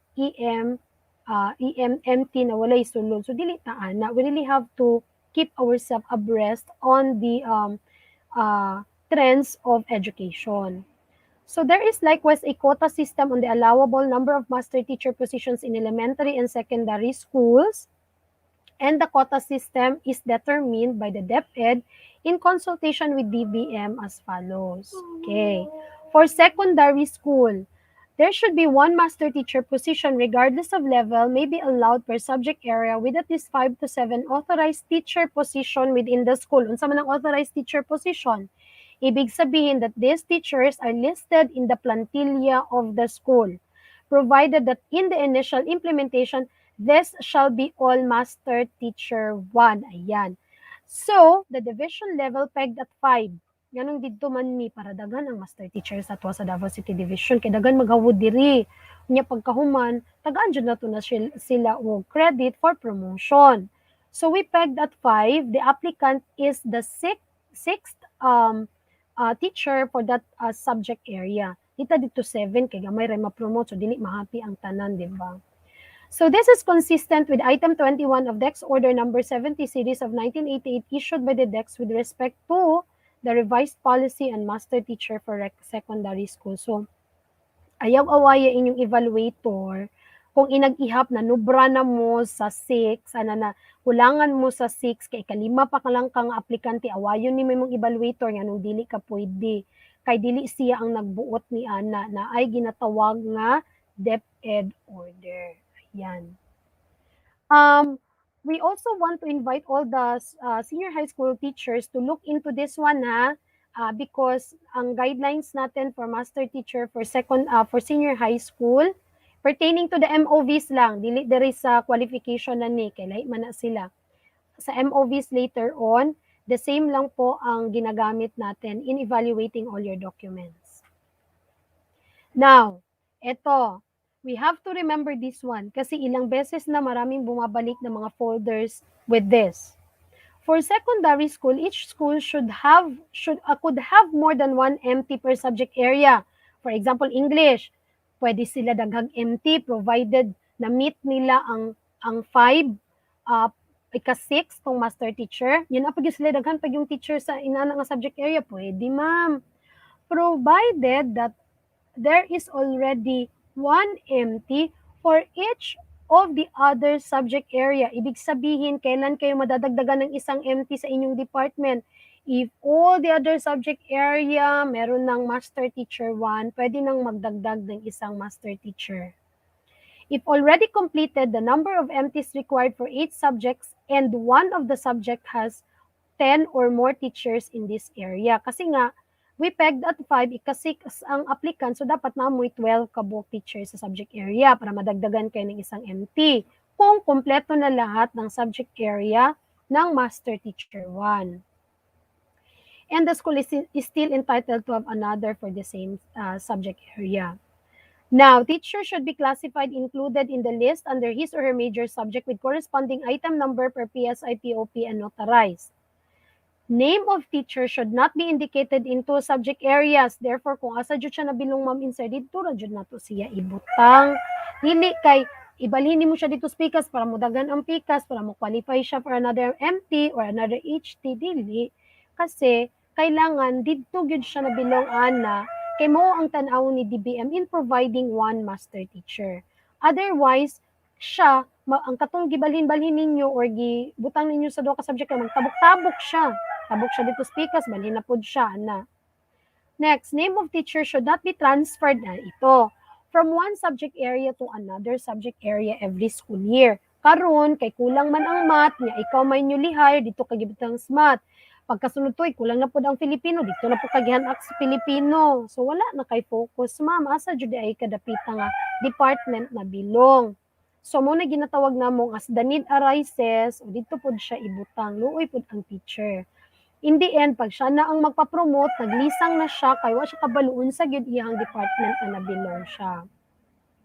Now, this is another case that we have to take note.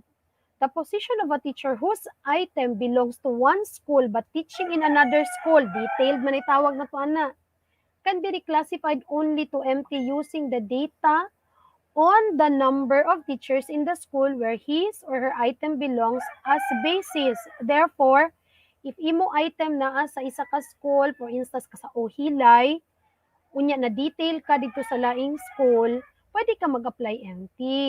Pero ang number of teachers na imuhang gamiton, katong imuhang number of teachers dito sa Hilay, kaya dito man nabilong ang imuhang item.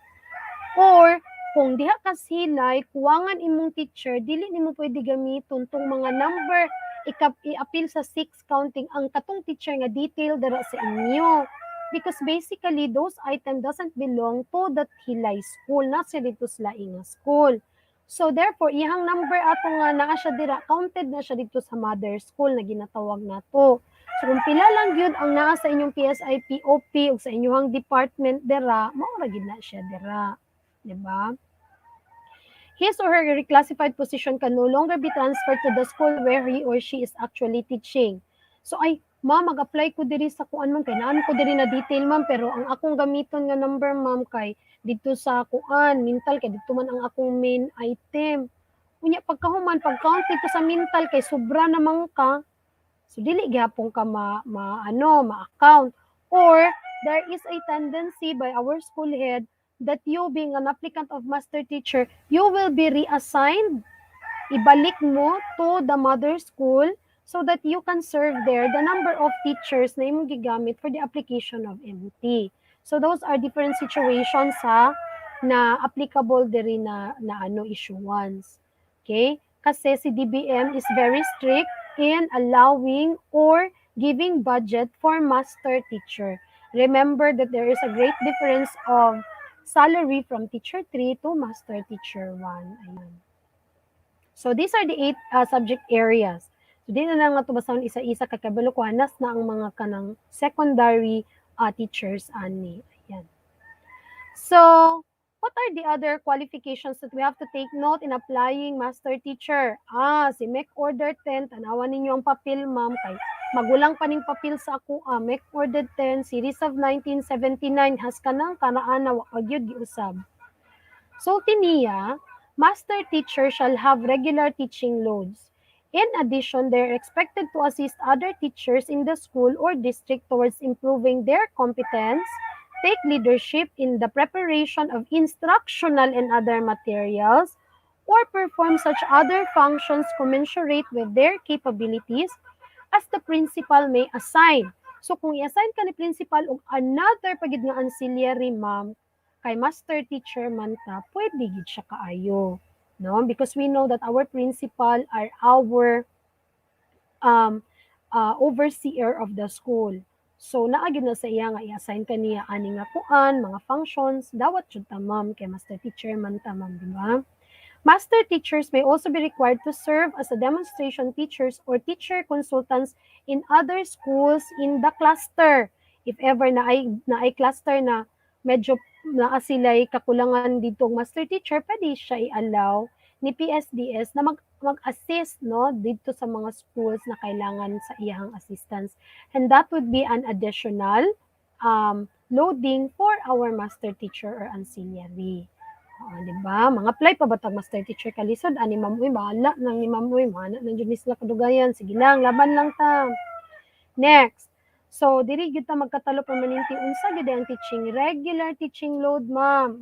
Who will identify? Dili si Ma'am Leia, dili imong evaluator nga imong giaway kay mali mo ihap og regular teaching load, dili ang katong inyuhang adas dira nga tig-comply sa inyuhang class program, ayaw. Because there is an issuance of the civil service, and this is of course considered into a DepEd order released by a DepEd order 16 series of 2009, no, an additional or addendum to the 291 series of 2008 in the confusion of unsa gyud ay ang working hours for public school teachers. So, di ba 8 hours man ang gina-require sa ato. Pero kung mag-apply tayo ng master teacher, ginapangayo sa ato is this guidelines on 1280. Sabi niya, the public school teacher shall render at most 6 hours of actual classroom teaching a day except when undertaking academic activities that require the presence outside the school premise, example, educational trips, nga dili naman ginausong educational trips karon, and other undertakings. So, example, 6 hours. So, unsa man ang nakapaloob aning 6 hours, ma'am? Hala, sige, dirita. School head shall assign teaching loads to public school teachers to fully utilize the 6-hour actual classroom teaching. Ayaw kasuko sa imong principal kung tagaan kag loading nga magklase gyud ka, ka-applicant man gyud kag master teacher, hala, kailangan gyud nimo na siya i-fulfill. So the 6 teaching loads at 1 hour per teaching load, ang uban kay, ma'am, sa kuan karon man bag-ong guidelines, may kabot og 1 hour. Nya kay ma'am, ang atong basihan kay kani man gyapon nga memo ka man ni gi-resend the central office. So what will happen? This is with due regard for possible teaching intervals. So pwede nga anong 6 hours na kay tunga-tunga di nga 1 hour vacant, pwede ra gid kay siya basta maihap siya og 6 hours per day. Therefore, if it's 1 hour in a day, you will have a 360 minutes per day.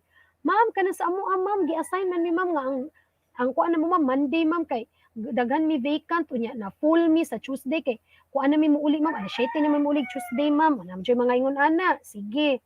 Ang gihimo nato for secondary is 6 hours per day times 5 is 1,800 minutes per week. O, anak na lang ta, 1,800 minutes per week ta, itong ihap.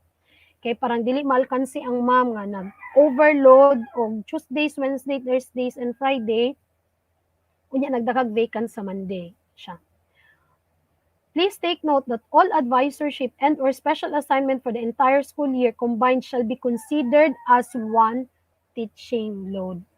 Therefore, gihakop manimo tanan kay Jollibee bida ang saya man ka na isa ra joy counting anak ma'am and sir. Kay naam jud tay basis ana. So ingon jud natong principal na ma'am hatag-hatag pud ang uban sa uban ma'am kay magbugat gid kayo ma'am akong pagtudlo ma'am wala gid ako na focus kay tuwa na gyud ko na focus ako ancillary. Ana siya. So this will be considered as one teaching load. But you have to remember because our Department of Education, the Davao City Division is very much accommodating to all the applicants. Ang gihimo nato kay in-or man ang siya dira, pwede nga nakay isa ka advisorship, unya nakay isa ka ancillary. Okay, bataan na mga ma'am and sir? So therefore, isa ka advisorship, unya isa ka ancillary, so pila na lang gyud tong imong teaching load na actual. Pwede na lang kanay 4 ka buok, tag 1 hour each, nya isa ka advisory, nya isa pa jud ka ancillary ang ana siya. So para dili na gid ni kay magyaw-yaw ang mga ma'am kay bugat na jud kay ilang trabaho niya. A teacher with less than 6 hours, kani siya di na ko mangilabot ani, pero nganong uban mingon gid sila nga akamang daghan kay gihatag ang ako ang school head ma'am ana. So pwede man day ta assignan kung less than ang ato ang teaching load sa 6 hours. Shall render additional hours of appropriate teaching related activities, duties enumerated within the school premises to complete the 6 hours. Kaya man kakaabot og 6 hours actual teaching load, ang imong himuon, ma'am and sir, tagaan ka ni principal og additional teaching load. Ayog kasuko, ayog awaya imo principal. Ana dira, di ba? Okay, next. So, what are the criteria for master teacher?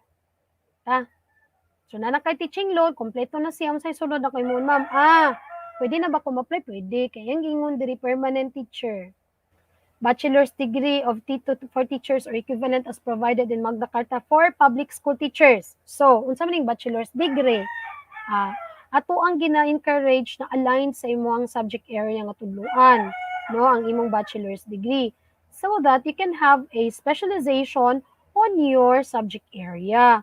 Pero ma'am, kay kuwang itong Pilipino, ma'am, niya sa una, ma'am, kay assign ko, ma'am, sa Pilipino, ma'am, okay ra ba na siya, ma'am? Okay ra, sige lang, padayon ra kadara, ma'am, kay kay gi-assign sa imo sa unang panahon. Hala.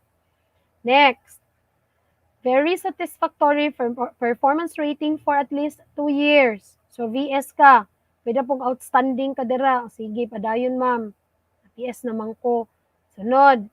At least 3 years teaching experience. Ma'am, T3 for 3 years, dili. T3 years teaching experience ang giingon ni DepEd Order ni NIMEC Order 10 Series of 1979. Nya, enhanced by Dex Order number 57 Series of 1997. Hala ka ma'am, tito ko pwede na day ko, provided that you have a very good performance rating and outstanding accomplishments na ma-fulfill ni mo ang tanang MOVs needed for master teacher siya.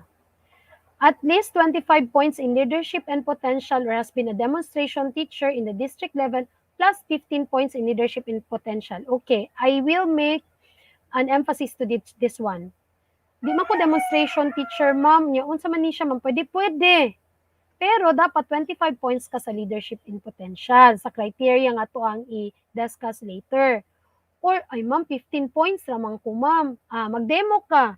Kasi, wala man siya gisulti, pero if you are going to look into, if you are going to read, no, into the guidelines, kung na kay 25 points, sa pagkauman 15 points ang ipangayo sa leadership in potential, automatic na kung mag-demo na day ka, naday na siya 10 points para mahimo kag 25. How many demonstration, ma'am? Later, we will know. Ayan. Sabta 25 points in leadership and potential. Kung walay demonstration, okay lang. Pero kung nag 15 points na ka, kailangan jud ka mo demo para na kay 10 points para maabot kag 25 points. Ayan siya. Okay. Sunod, Master Teacher 2, kani. I am encouraging all the Master Teacher 1 to apply for Master Teacher 2, no? Of course, so that dadami pa ang Master Teacher 2 natin for Cluster 6. Na, managan ang Master Teacher 2, ma'am. Magani pa nag-grant mo isa ka Master Teacher. Sige lang, laban lang ta, ma'am. Mag-grant na lagi na siya po, ana. MT1 for at least 1 year. Very satisfactory rating as MT1. Bachelor's degree for teachers or equivalent as provided in Magna Carta plus completion of academic requirements for masters and at least 30 points. Diri sa day ko. Ma'am, ang ako ang MA, ma'am, kay dili align sa akong subject area. Okay, ma'am. Wala man pud gid siya gisulti or gistipulate diri nya pagkawan sa tuang enhanced MOVs, wala pud siya gi-stipulate na kailangan. Pero highly encouraged. Kasi po, in times na magkakaroon tayo ng tie, the tiebreaker would be the educational qualification and that is stipulated in MEC Order 10 Series of 1979. Therefore, ang alignment ng iyong subject area or your masteral is of great consideration in terms of breaking a tie between a two applicant for master teacher. Ayan. So, bachelor's degree plus CAR MT1, MT2. Unya, ang points mo sa kapod, kay masaka man po ang ato ang position, 30 points na ta in leadership and potential, or has been a demonstration teacher na division level plus 20 points in leadership and potential, provided that all the accomplishments listed for this purpose had not been accredited or credited for or used for similar promotions. So kung nagamit na nimo tanan for MT1, di na natin magagamit for MT2, ma'am. Considered po lahat. Okay? Ay, wala man din ako na-claim dito, ma'am. Na, kaya na-consider naman to siya, ma'am. Mabuhat na dito taglain, ma'am. Kay para po, atong ma-maintain ang integrity sa ato ang evaluation sa documents. Kasi, how do we check na wala nimo nagamit? Dili man po na maka-memorize ang mga nag-evaluate. Kami po sa division office, di po mi ka-memorize. Unless kung electronic ang tanan na mga documents, atong giscan, kaya among mabalikan, pero dili man po, kung amantayan nga technology, no? So, kana siya.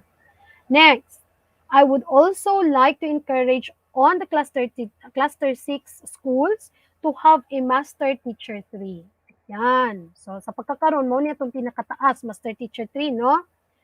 What is this criteria for master teacher 3? A master teacher 2 for 1 year. Ay, ma'am, ano sa day ko pwede mag-apply og master teacher 2, ma'am? Sa MT1 to MT2, balik ta dito sa issuance ni Ora-Ora, 1 cycle of performance rating. Okay? Sa 1 year, kaya na nimo i-comply ang tanang mga criteria for master teacher para makonsider na siya nga wala nagamit sa MT1 application. Pwede kayo, ma'am. For MT2 to MT3, pwede 1 cycle of your performance rating is considered. MA and education or its equivalent.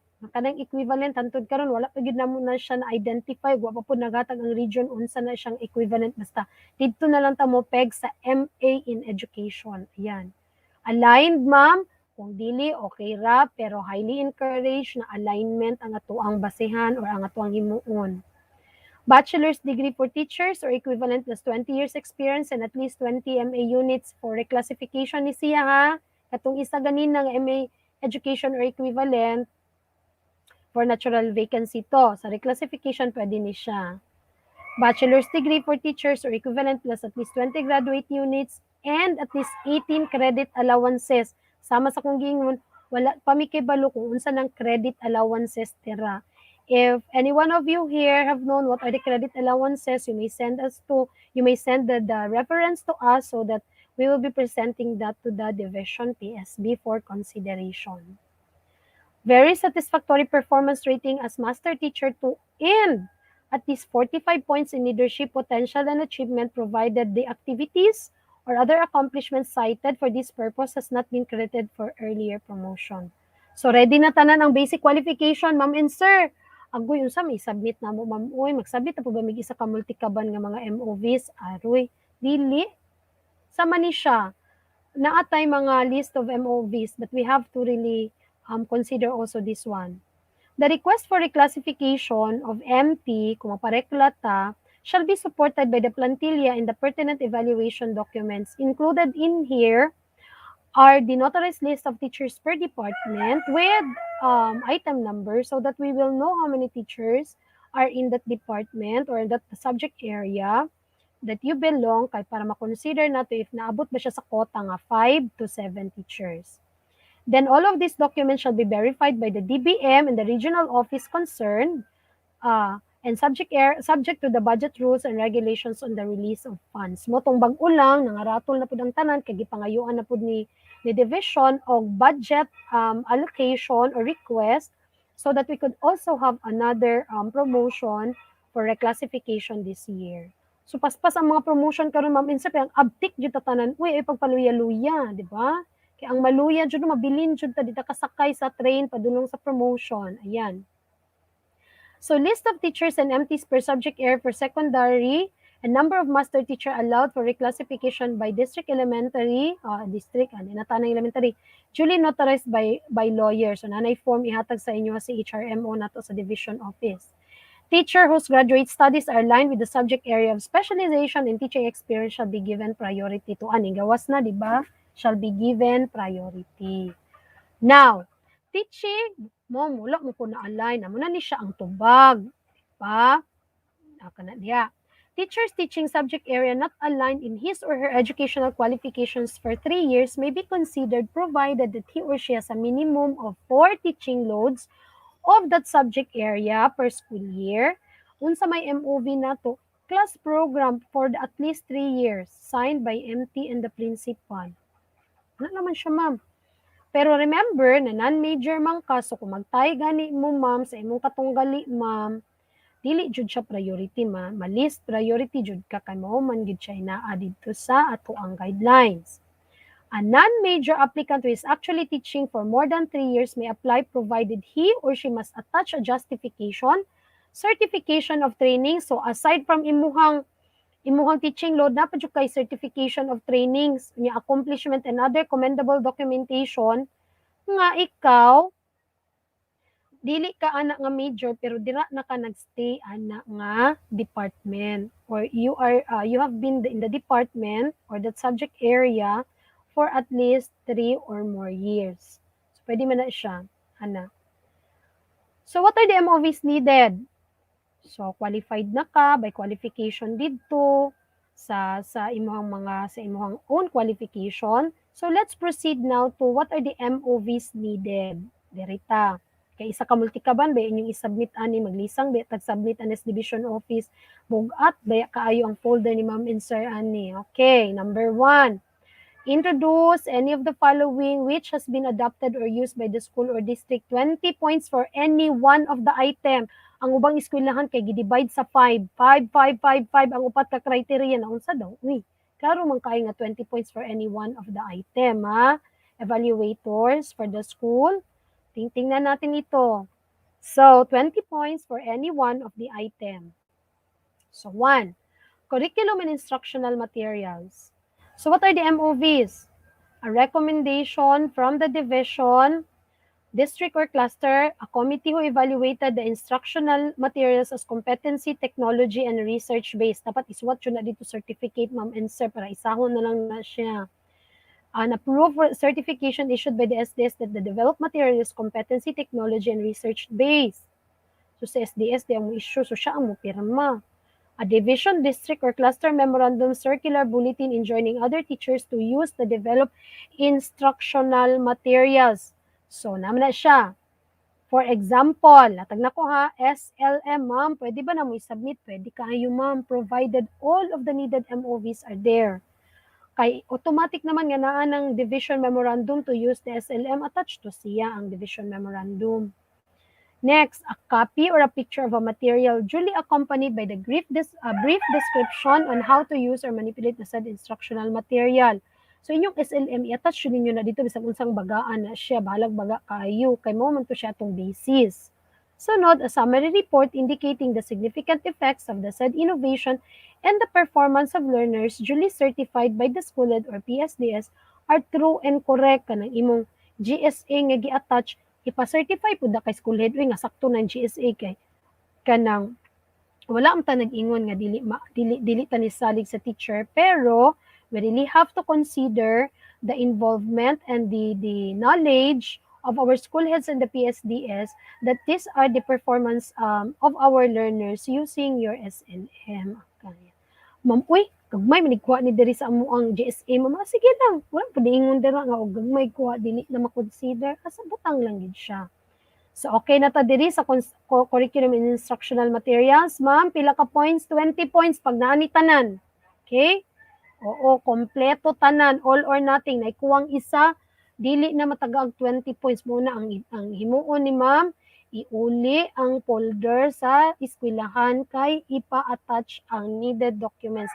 Nagbalik-balik ang folder kalima kay dugay kaayo nakuha og unsa ang kailangan nga materials.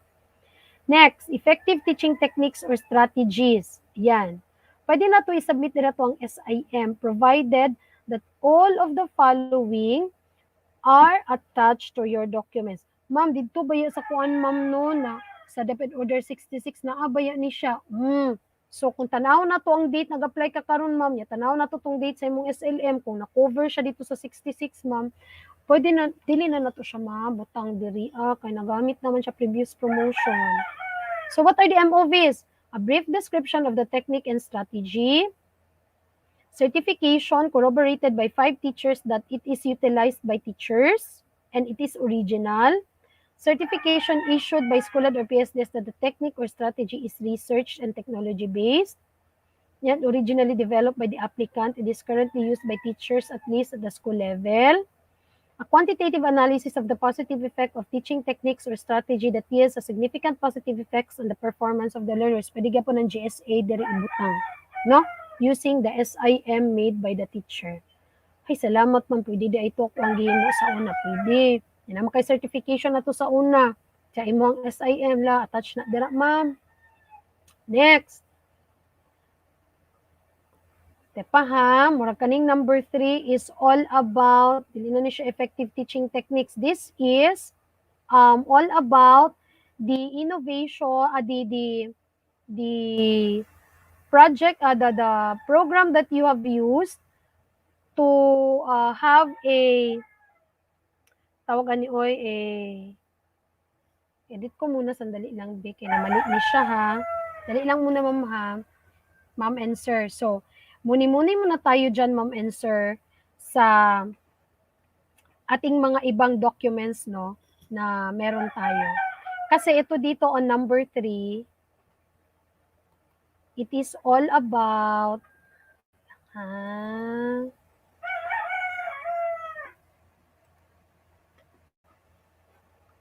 lang kaayo dyan, kaya na siya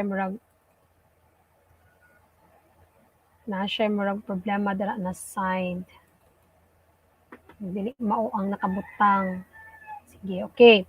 So, if ever you have questions and clarifications, I know that it's 11:51, gamay na lang pud kay nga slides ang nasa to. I want you to have your questions be posted on, meron po ba tayong link for questions, no, ng mga teachers, especially for the promotion, so that we'll be able to answer them. If not now, we'll be able to answer them during the vacant time, or ibigay ko na lang po yung answer sa inyo so that kayo na po ang mag-discuss if meron po tayong additional time, no? Para po yung mga clarifications nila ay mabigyan po ng attention.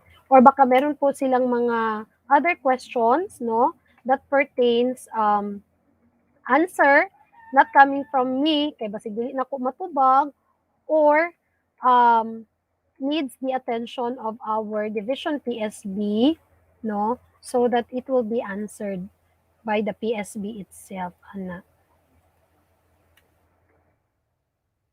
Siya. Okay. So, balik tayo sa ating pag-share ng screen, ha. Ayan.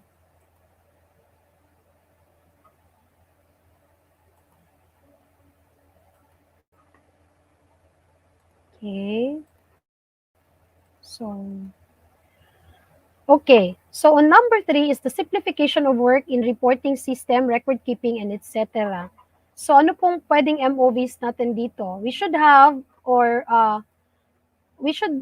attach to our documents a project design duly approved by SDS, a permit letter from SDS to implement the project design in the school, and a brief description of the technology-based innovation that simplifies the work, and a certification signed by SDS that the work plan is originally developed by applicant and it has been tried out and was found out effective and has resulted to cost reduction. Take note that MOVs 3 and 4 will be enough for this particular criteria. So MOVs 1 and 2 pwede na po wala.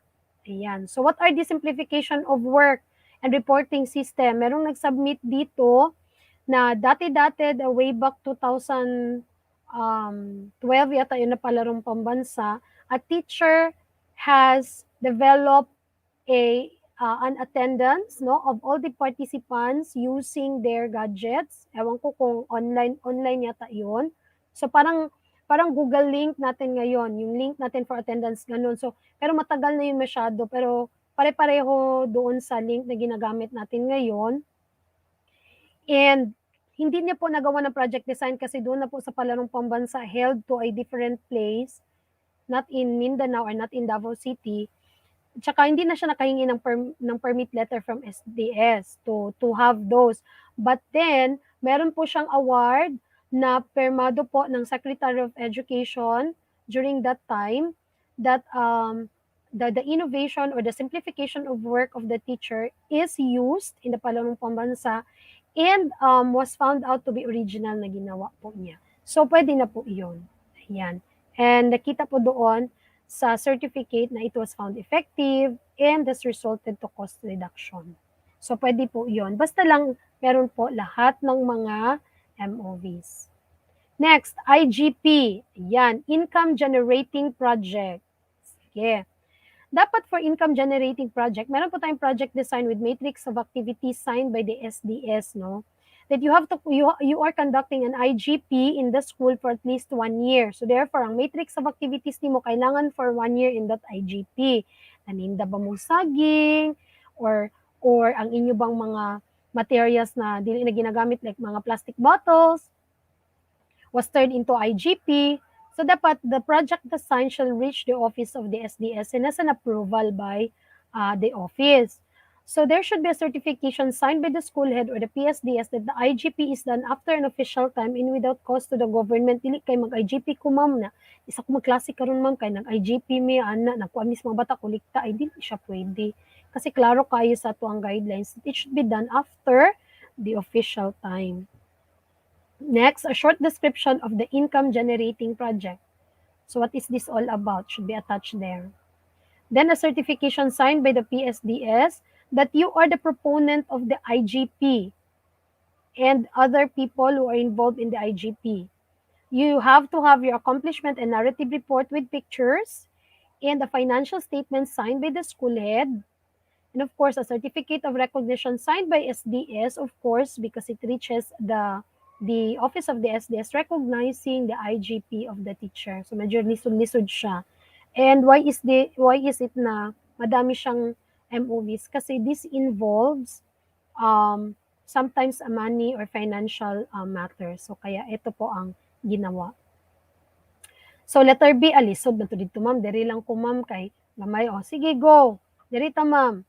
If you have been a subject coordinator or grade chairman for last year, or an advisor of school publication or any special organization like drama club, glee club, and other clubs, bida ang saya club, anak ni siya, and discharge such assignment satisfactory for at least 2 years, provided that such assignment or services are in addition to and not considered part of the regular teaching load. Therefore, in the list of your teaching load in your class program and in the Form 7, wala siya nimo gi-claim as teaching load. Otherwise, wala kang 12 points, or kung gusto gid mo siya i-claim diri sa 12 points, dili ka mo qualify didto sa imuhang qualification standard to have a regular teaching load.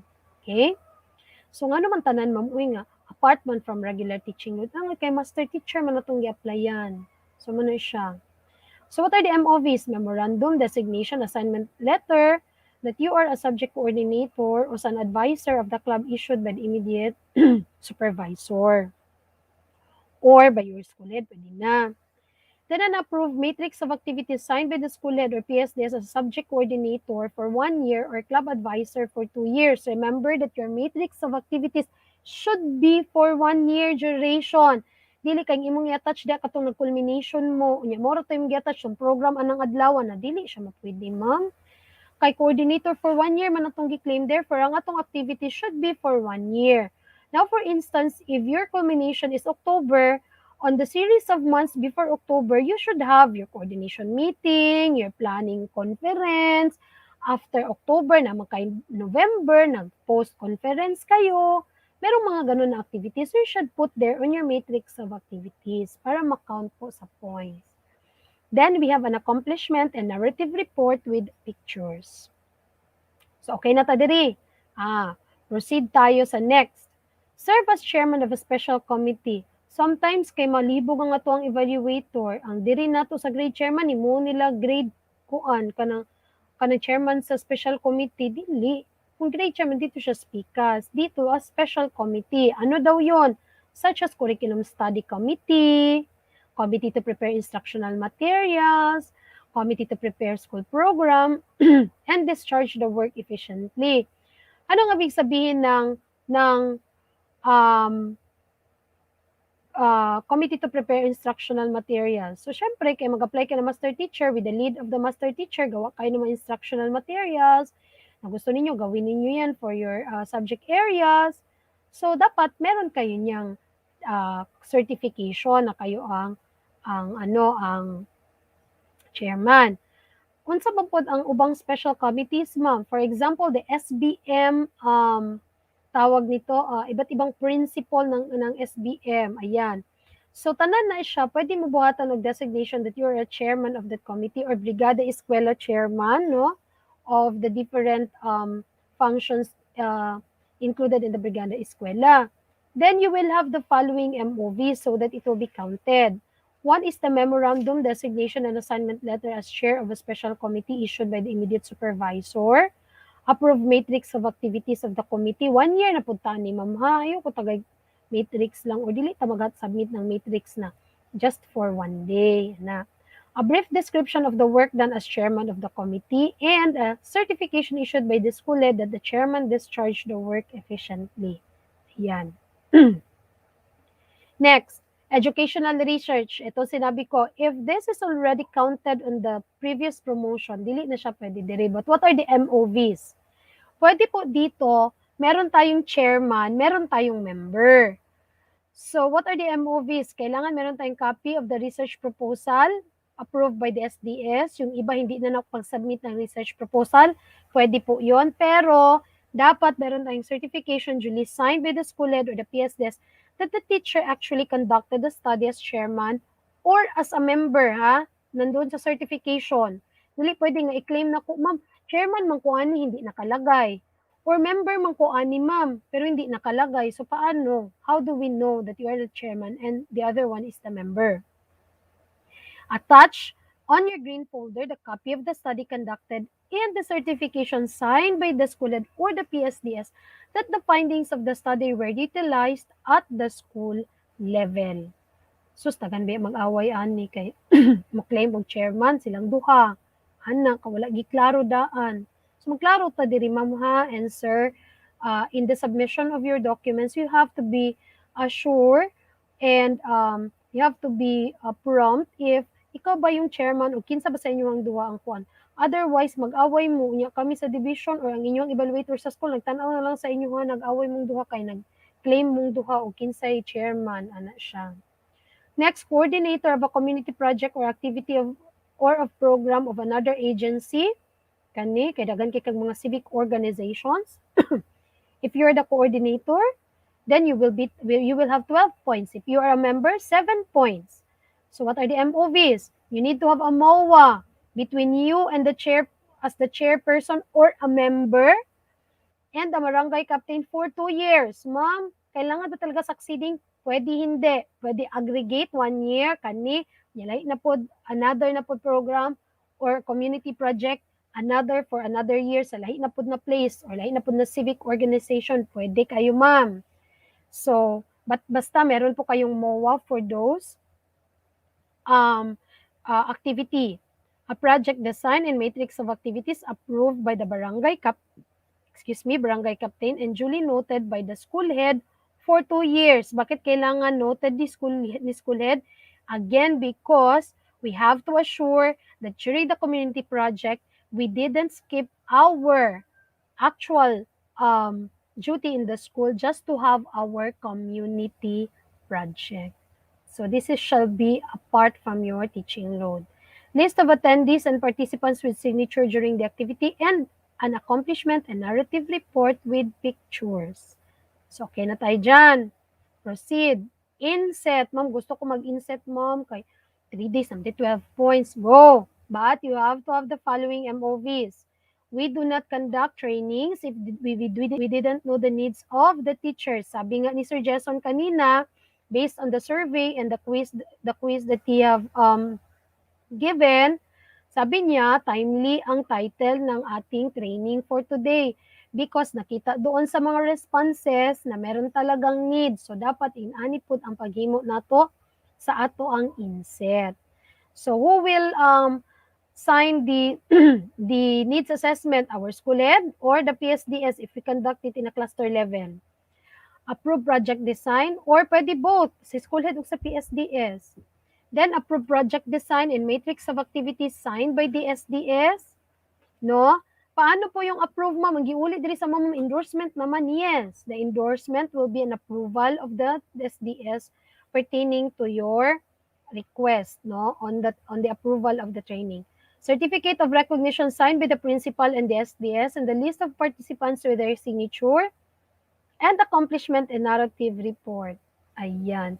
Tapos, minsan ma-observe namin, cluster level ang inset, pero bakit 5 lang ang participant na nandoon sa attachment na ng attendance? So, kung cluster siya, dapat mas daghan siya, no?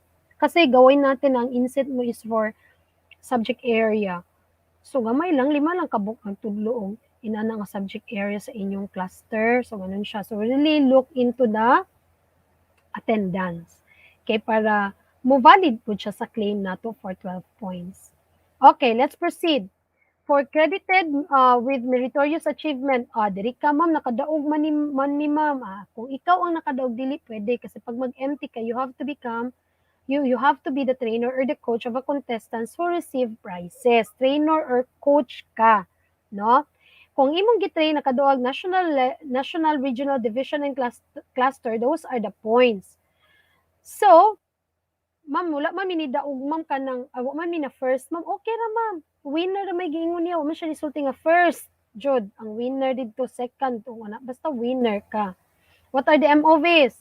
Memorandum indicating the name of the teacher or school. So, ma'am, wala na yung memo, ma'am, kay dugay na kayo. Hala, sige, ma'am, kung wala na siya, dapat na kay picture na authenticated photocopy sa imuhang trophy sa bata, sa plaque o sa medal, o picture ninyong duha sa bata, kauban ang bata, mapapicture mo jud mo ana, ma'am, so believe me, mapapicture mo jud mo ana pagdawat ninyo dito sa medal katong asa mong contest.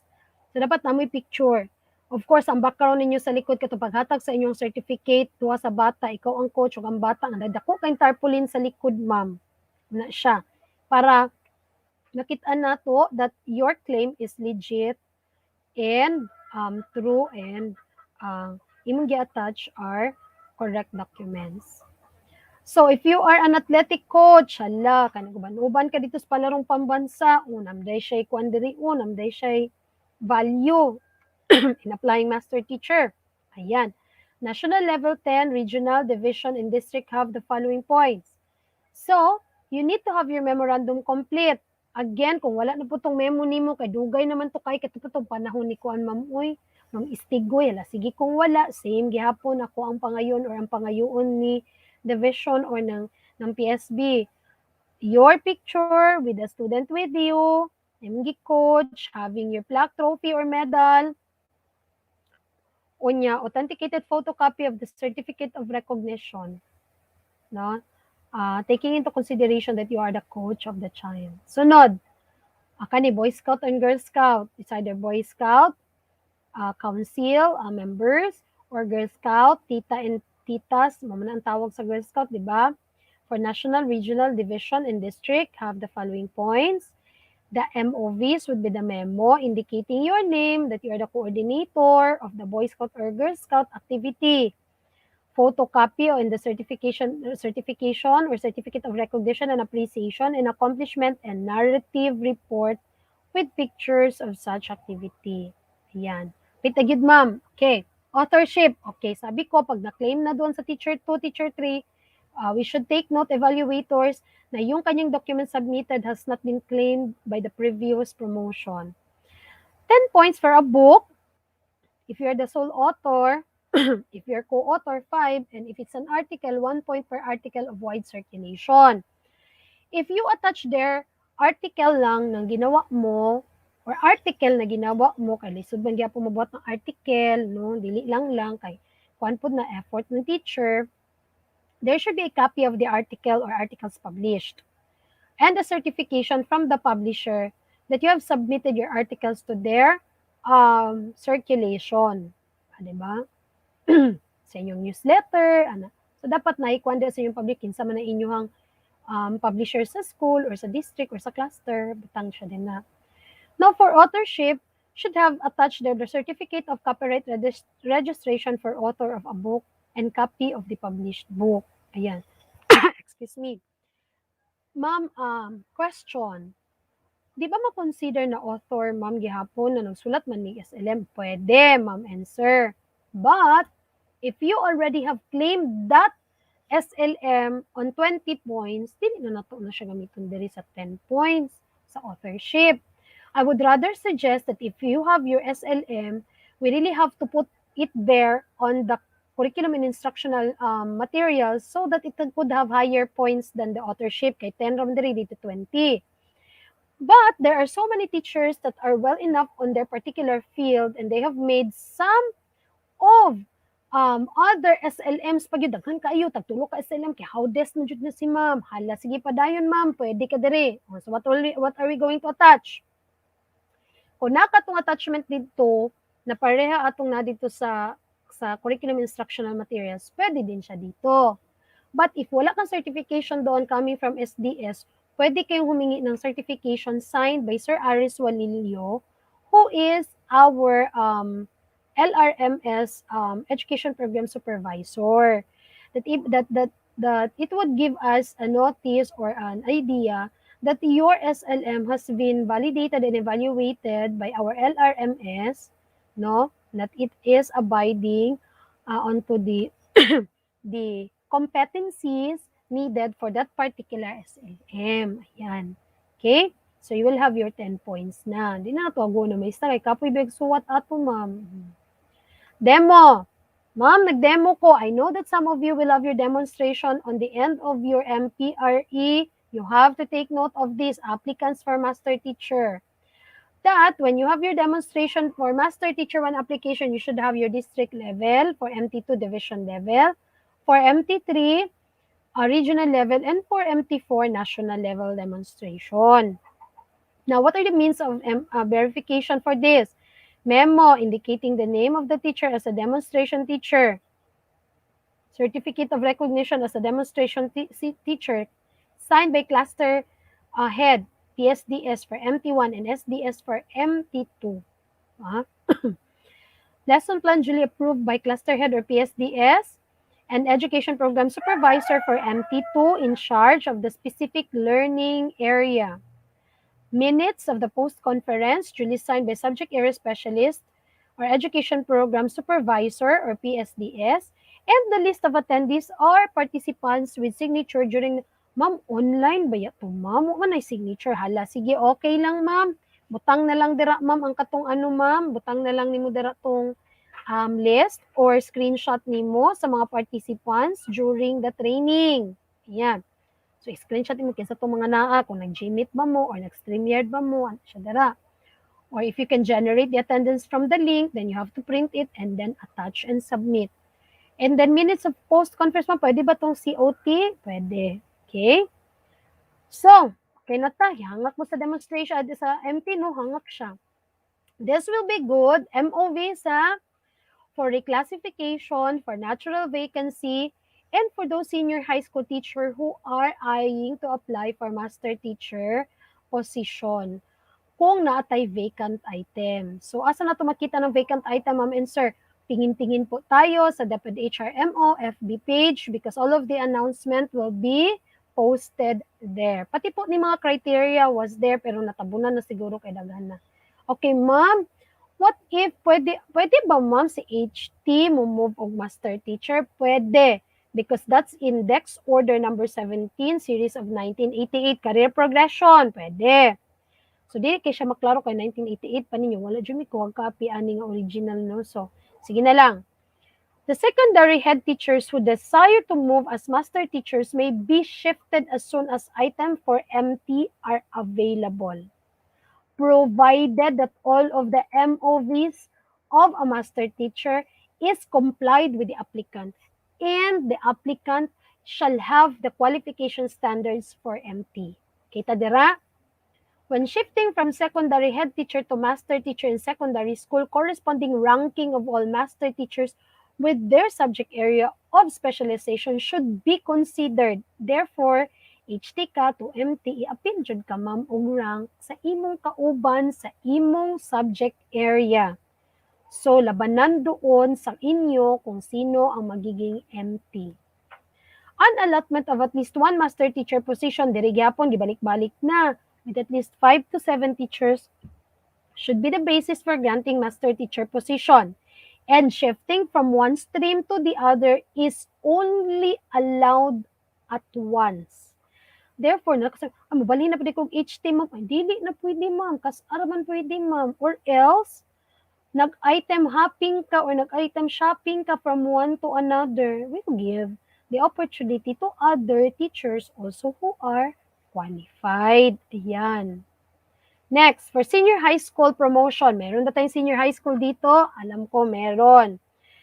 The basic qualification will be based on DepEd Order 27 Series 2016, stipulating the QS for senior high school teaching positions in the Department of Education. And another also a very updated release of DepEd Order specifically for TVL strand. Meron silang bagong qualification standard kitaas kay itong isa ka QS, so naa sila bagong gi-release.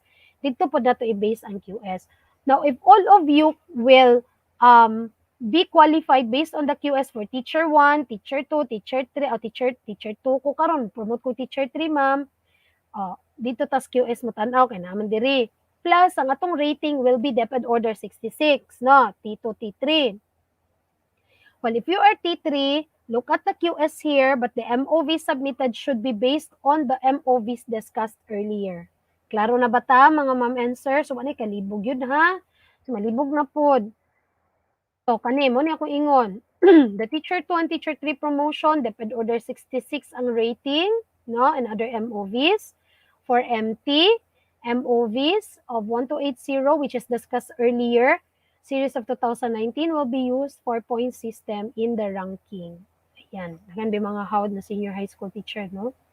Now, let's go to reclassification, ma'am. Di ko gusto magpa-ranking sa natural vacancy, ma'am, kay howdes bayak ko, ma'am. Wapo akong qualification. Diri ko, ma'am, sa rekla. Okay, proceed. So, for teacher 1 to teacher 2, the educational qualification should be non-education graduate units plus 18 professional education units. So, non-education plus 18 education units. Diba? Next. Plus 20 masteral units. T1 to T2 na siya. And then, bachelor's degree for teachers plus plus at least 20 MA units. So kung teacher ng imo or BS Ed na ka or BS Elementary Education na nakadira, plus 20 MA units na lang ka, diba? Next, for T1 to T2, MA T1 to T3, pwede ka madiretsyong T3, ma'am. MA full-fledged. Or at least 20 years teaching experience plus at least 20 masteral, ma'am. 20 masteral units. Please take note that the 20 years teaching experience here should not have been received with step increment. Muna siya, diri, no? Sa 20 years, no? So, para makuha ni mo ning imong teacher 1 to teacher 3, anak siya. Pero pag MA full-fledged na ka, ma'am, go lang ng go, anak siya, dara. Ya, darita. Ma'am, T1 to T2 naman ko na-promote ko. Mag T2 to T3 na po ko, ma'am. Yes. Basta MA full-fledged na ka, ma'am. Go. Yeah, at least 20 years teaching experience plus 20 masteral units. Ay, ma'am, anak ba itong isa sa among evaluator diri, ma'am, una. Dapat sa daw ko mag 20 years sa teacher 2, ma'am. Ay, dili. Kung 20 years na ka, ang uban mang good, ang ilang account, kailangan na promote kag teacher 2, mag 20 years sa ka na. Naunsa na taani, mulampas na siya. No, retire na lang siya, dili pa siya maka-promote for T3. Okay? Next. The reclassification of HT academic head. Yan. HT head teachers to supervise specific subject area for junior high school only ka. Wala pa man tayo HT for senior high. So what will happen? The HT1, 2, and 3 shall supervise 6 to 20 teachers per subject area. What are the educational qualification? So BSE for teacher 1, HT2 BSE plus 20 MA units, HT3 MA or MA equivalent. For HT4, 5, and 6, at least 21 teachers per subject area. For HT4, you have to have an educational qualification of BSE, HT5, BSE plus 20 MA units, HT6 MA or MA equivalent. Hapit na gyud, last slide na lang ni. For HT who aspired to become a school head for reclassification, these are the qualifications that you have. HT1, 12 MA units in the fields of administration, 3 years teaching experience, TIC or OIC for 1 year, or TIC for 1 year, ano siya. 3 years teaching experience and the training would be the following, ano dira. HT2, 24 MA units in the fields of administration, experience is HT1 for 1 year. HT3, 36 MA units, HT2 for 2 years, 32 hours of relevant training. HT4, at least CAR in the fields of administration, HT3 for 2 years, same training for HT2. Pero dapat hindi nagamit na for previous promotion or else ibang training na naman ang gamitin. HT5, CAR in the fields of administration, HT4 for 2 years, 40 hours relevant training.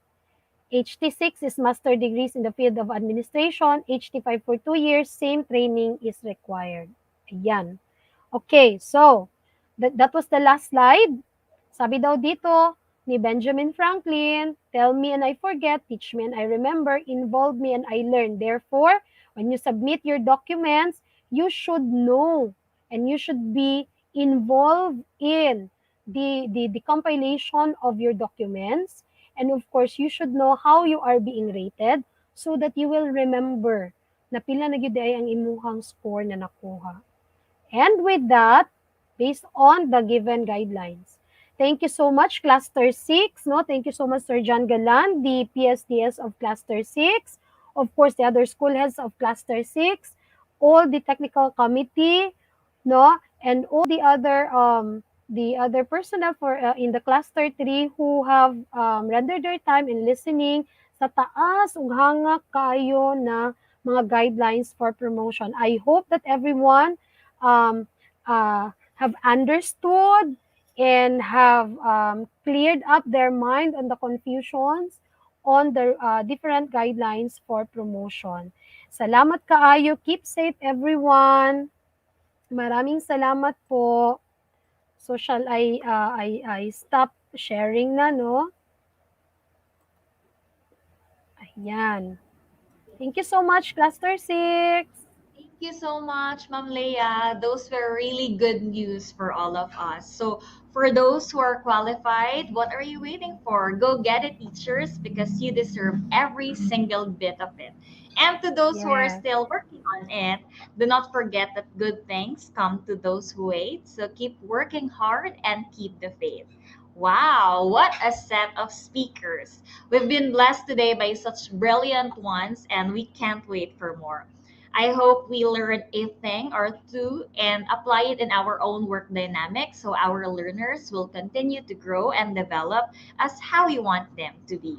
Remember, para sa bata, para sa bayan. This afternoon, on the other hand, we are going to have our school-based training on analysis of proficiency level and possible interventions for learning areas or school's presentation of BELCP, which will be tackled by our respective school heads. So that's it for the morning session of our in-service training day 2. Again, please do not forget to access the attendance link if you haven't yet to secure your attendance for today's training because in a while, as we end this live streaming, we will be closing the said link. Also, the evaluation link is now open as well. I would like to take this opportunity to thank our technical working group for making this event possible. Our TWG from Mental Comprehensive High School, headed by Dr. Leia Camilotes and Sir Jemar Parantar. The TWG of Santo Niño National High School, Ma'am Heidi Forsuelo, Sir Baang, and Ma'am Kim. And the TWG of Tacuna National High School under Dr. Amy Bigok Ong, together with Sir Dan Terence Dero, and to all the people behind this event and our participants as well for staying with us throughout the whole event. Again, this is Laika Hayagan of Tacuna National High School, your host. Happy lunch, everyone, and enjoy the rest of the day.